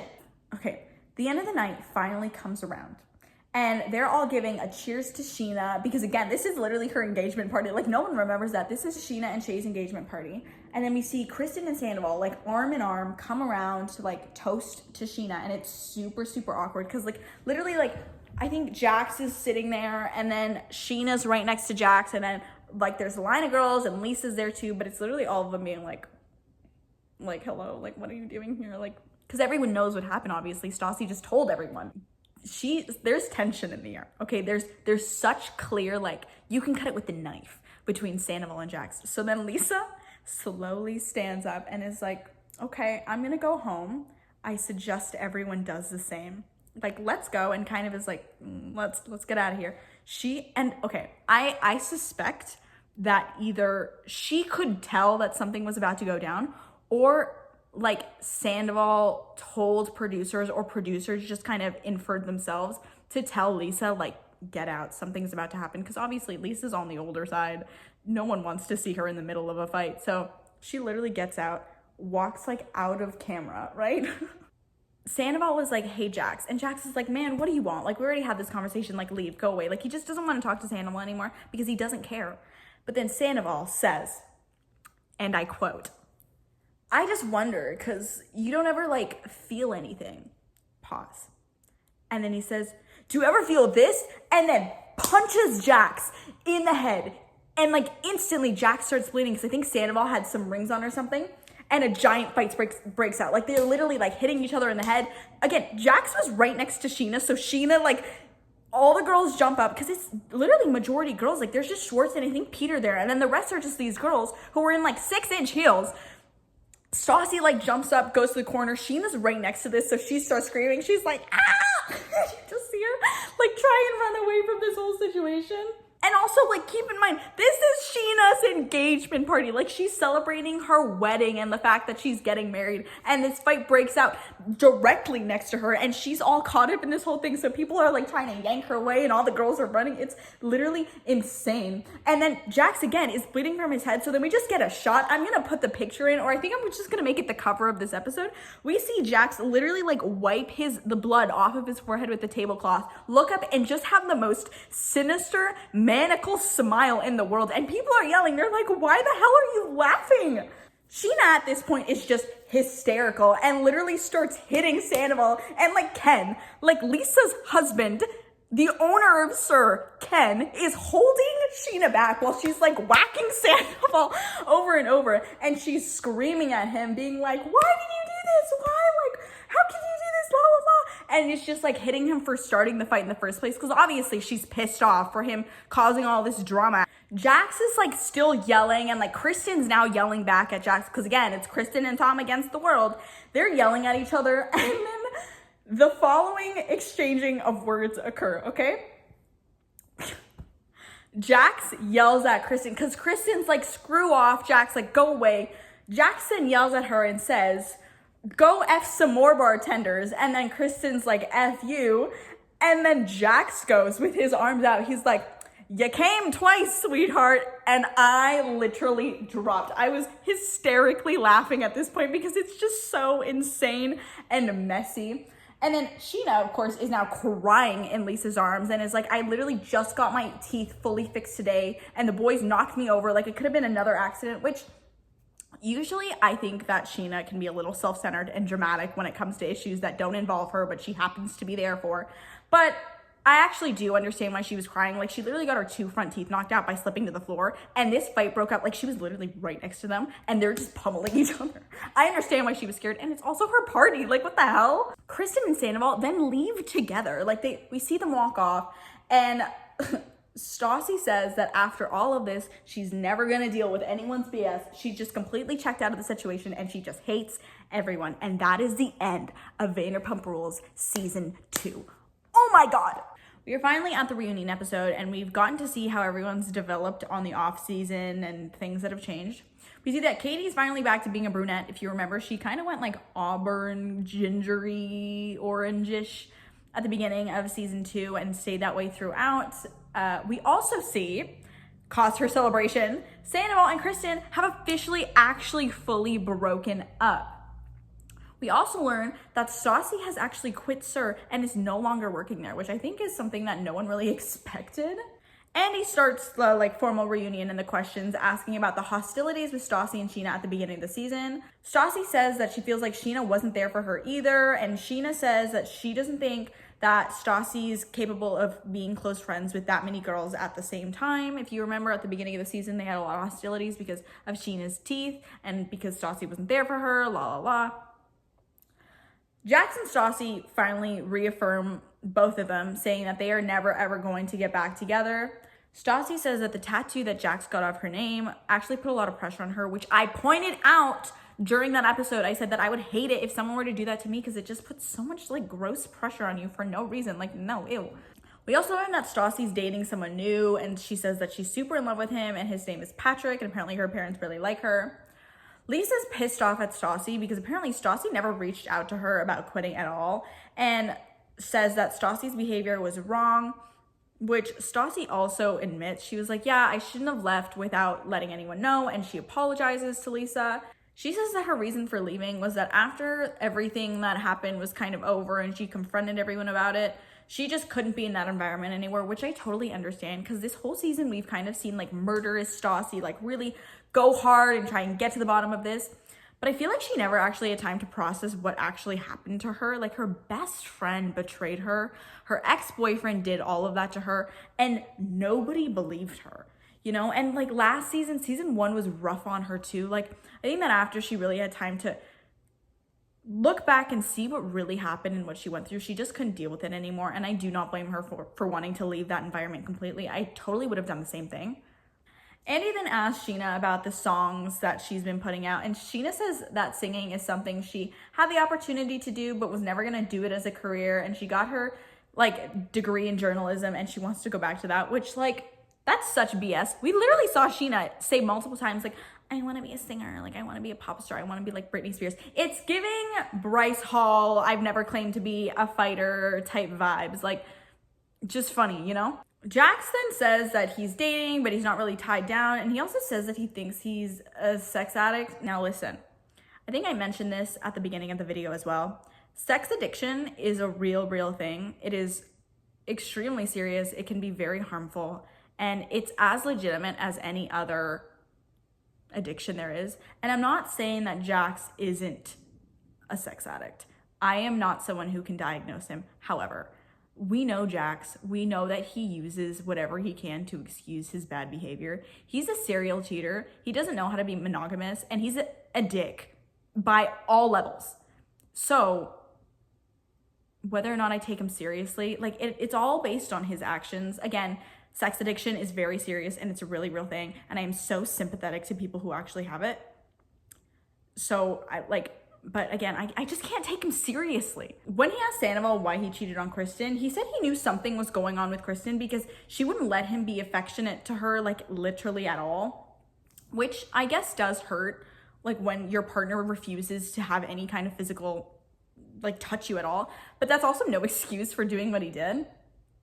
Sandoval says that after the kissing with Ariana, Kristen had a 3-month-long affair with another SUR employee. So their relationship, literally before Vanderpump Rules even started, was just so screwed up and was doomed from the beginning. Stassi says she doesn't understand why they both care so much about the cheating when they're both doing the same thing, and everyone kind of agrees, which so do I. Like, if you're both cheating, who cares? Like, let each other do what each other wants to do if you guys really aren't going to do anything about it, but whatever. Andy asks what happened after the engagement party, and Sandoval says that they kind of went back to old habits of pretending nothing was wrong.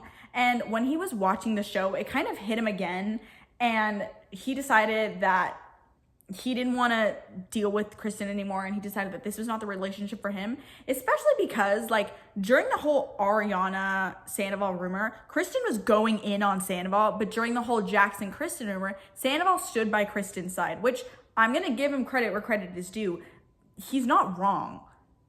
So Ariana then gets brought onto the set, and Sheena says that her and Kristen have become friends again because, again, when it comes to Sheena, if you haven't done anything to her personally, she's still down to be like close friends with you, even if you screwed over one of her close friends. Very much not a girl's girl. I would murder my friend if they were to do that. But then again, I'm not friends with people like that, so whatever. But she says that now she's in a really uncomfortable position. Again, a friend to all is a friend to none. Disgusting behavior. I don't like Sheena, but whatever. Ariana says that she holds no ill will towards Kristen, and Sandoval still maintains that they only kissed in Vegas. Nothing else happened. They never slept together while him and Kristen were in a relationship. Sandoval said he lied for so long because he knew that people would never believe him. Now, Andy then questions Sandoval and Ariana, and they do confirm that they are now dating, and they both say that it's been awesome. Kristen then says she's like, because obviously Andy is like, Kristen, how do you feel about the fact that Ariana and Sandoval are like officially dating? She says she's absolutely devastated and that she was in complete denial for weeks after they broke up. However, Lisa then chimes in and points out the fact that Kristen has apparently been dating a 21-year-old busser who's best friends with Lisa's son. And apparently his name is James. Keep in mind, Kristen at this point is 30 years old. So she's 9 years older than the guy she's dating, which, again, to be fair, is also the age gap that Jax and Stassi had in season 1. I think they're a decade apart, but that's still, like, it's weird, especially considering that he's literally best friends with, like, Lisa's son. Sandoval says that him and James were actually close friends and are gonna move in together to focus on making music, because, again, Sandoval has his band, and apparently James is, like, a producer and, like, DJs on the side. He says that Kristen literally picked the one guy that would mess up Sandoval's life, and he left them to be in the apartment that him and James were supposed to move in on, and that he just stayed in the old apartment. Andy questions Ariana and is like, can you really trust Sandoval after he did cheat on Kristen with all these other women, including you? And Ariana says that she doesn't doubt Sandoval, even though he's done all this cheating, because she's been friends with him for 3 years at that point, and it's just not relevant. Like, his past doesn't matter to her, which, okay, girl, whatever. I guess if you're really happy, then you know what? That's all that matters, right? Right? Yeah, okay. Annie then brings up Stassi's birthday party and Stassi's plan to seduce Jax into the truth. And she says that she just knows how Jax works. And of course, she was right, obviously. Like, it was so easy. Oh my God. They then talk about the drink throwing thing with Schwartz and Katie. And Katie says that it shouldn't have happened, but she also shouldn't have been that drunk. It shouldn't have happened, period. Yeah, she was being a little annoying and insulty, but your boyfriend should never be throwing drinks on you. That's so bad. I literally would have screamed in his face, stormed off, changed my house keys, and like told him he was never allowed near me ever again. Gross behavior from Schwartz. I don't care if he's the nice guy. Don't throw drinks on your girlfriend. Like, what? That could also be considered assault, by the way. Throwing anything in anyone's face except for water can be considered assault. And if the person's allergic, it's attempted murder. Just letting y'all know. Jax says that he doesn't actually see that much of Schwartz anymore because Katie doesn't like him, to which Katie responds like, no, I don't have an issue with you. I tolerate you. It's not like I'm head over heels for you, obviously, but I tolerate you. This then pisses Kristen off because Katie has a big issue with Kristen. Kristen's like, if you tolerate Jackson, how come you can't tolerate me? And Kristen responds to that saying that her issue is the fact that Kristen lied to her face repeatedly, but Kristen says that it's only because Stassi doesn't like her. Stassi and Katie then respond to this by saying that finding her in that bed with Sandoval and Cabo was the beginning of the end of their friendship because they knew they couldn't be friends with her anymore because they literally just didn't respect her anymore. Again, fair enough. Kristen then asked Ariana why she wanted to be on this season of Vanderpump Rules when she didn't want to be on the first. Sheena then goes on the defense for Ariana and says that Sheena herself needed a friend because the girls were absolutely horrible to her season 1. Kristen is still sticking to the fact that Ariana wanted Sandoval throughout their entire relationship, and she's only on the season because she's like with Sandoval. She's like, you're only getting famous because you're screwing my ex-boyfriend kind of thing. Andy then asks Ariana, like, why do you think that the Jax and Kristen thing is worse than the you and Sandoval thing? And she says that it's because of 2 reasons. One, because it happened twice. Once while Sandoval was like in the other room. And 2, they slept together. Like, her and Sandoval just kissed.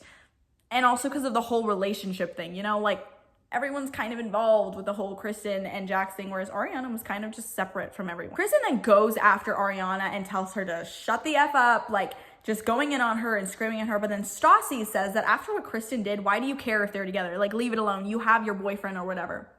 Ariana says that she doesn't hate Kristen, but she does feel like it's super hypocritical for Kristen to make everyone's life a living hell over the Sandoval thing 3 years ago when she slept with Jax, like literally like a couple months ago, behind her best friend's back.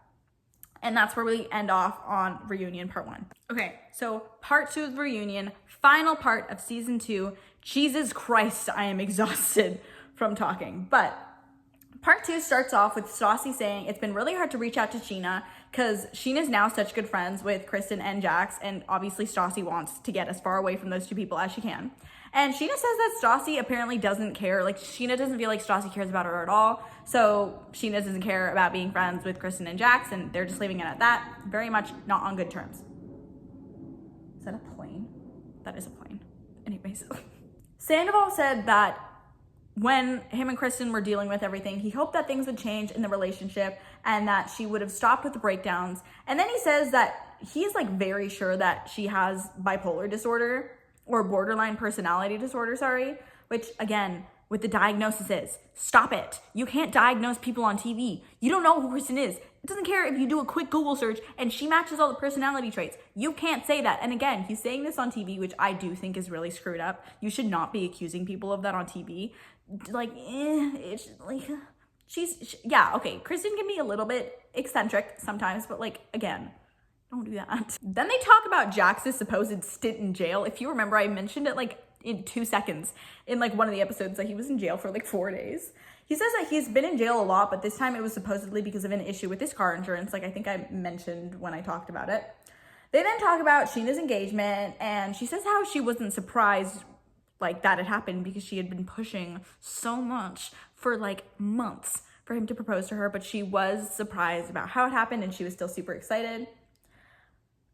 They then bring up the whole conflict she had with Katie about the whole like lap dance on Peter and the practically engaged thing. And Katie says that she got really mad at Sheena for the whole situation because she feels like her relationship is also going towards an engagement, and she was just really drunk, which is why she just went on the offense and stuff, and she did apologize for it.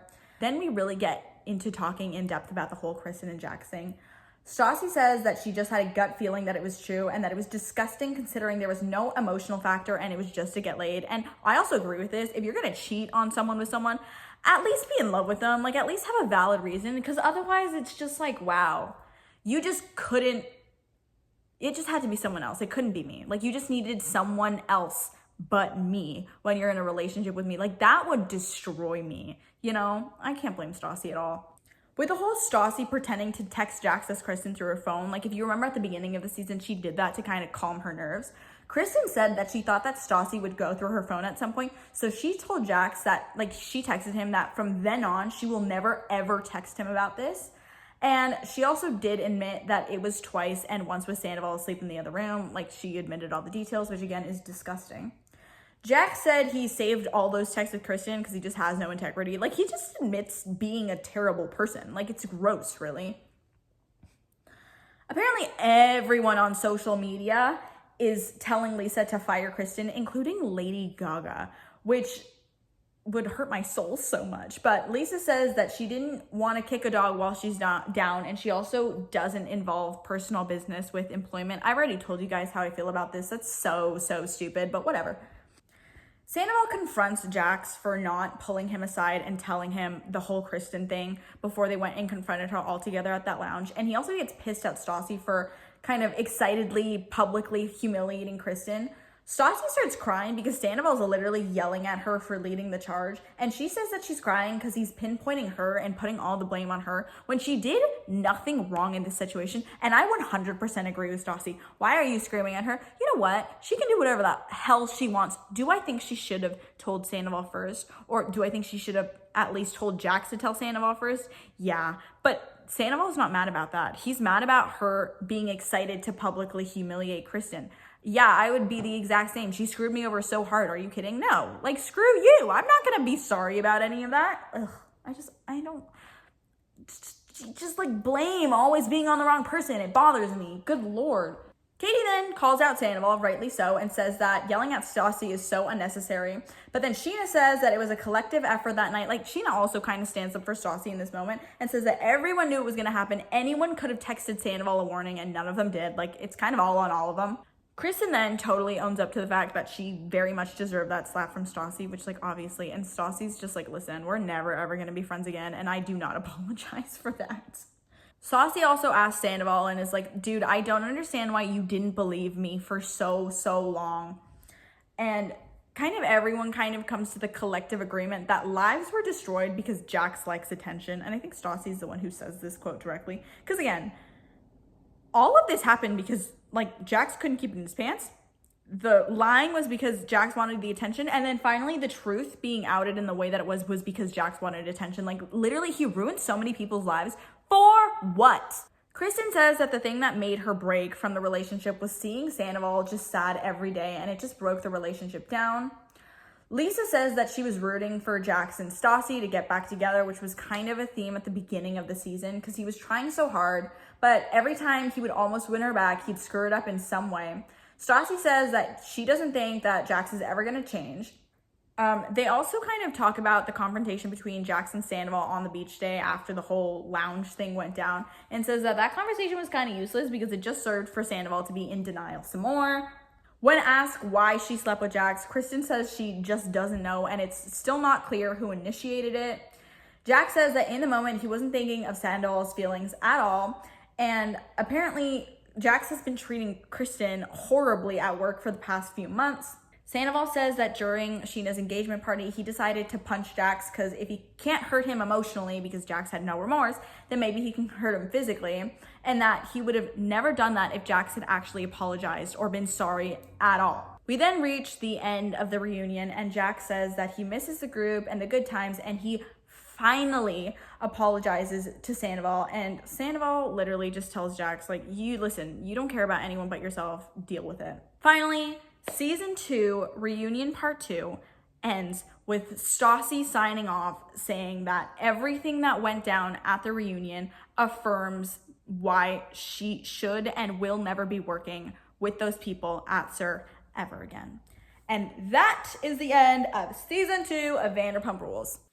All right, we have finally reached the end. Thank you guys so much for watching. If you guys have made it all the way through this video, I know this was a long one. Season 3 is coming soon. I have finished the script for it. However, I don't start filming a season until I'm halfway through the next one. So I just got to get halfway through the Season 4 script to film Season 3. But I'm doing my best and it's going to come out soon. So please stay tuned. Subscribe if you want to get notifications for when that upload happens. Also, leave any comments down below for any of your opinions or commentary, or even like feedback for anything you want me to do differently in terms of like audio, lighting, format. I'm totally open to suggestions. Just keep it nice, please. Now, if you disagree with any of my opinions that I said in this video, you're also free to comment that. Freedom of speech. I'm not going to stop you from doing that. But just remember, again, they're my opinions. I'm not some professional or a therapist who knows the show. I'm just an avid reality TV watcher who likes to talk a lot. And I figured for those of you who are trying to get all caught up for Vanderpump Rules because of how in the media it's been, it would be a lot easier for you guys to watch a 3-hour recap than 16 episodes, 45 minutes each of 11 seasons of TV. So yeah, thank you guys so much for watching. Please comment below again also if you want me to do any other kind of videos. I'm a history major. I could do history videos. I also watch a lot of TV. I read a ton of books, y'all. I'm rereading Throne of Glass right now for like the 5th time. If you guys want me to talk about any of that, I'd be so down to. But yeah, thank you guys so much for watching again, and please subscribe. Anyways, have a great day.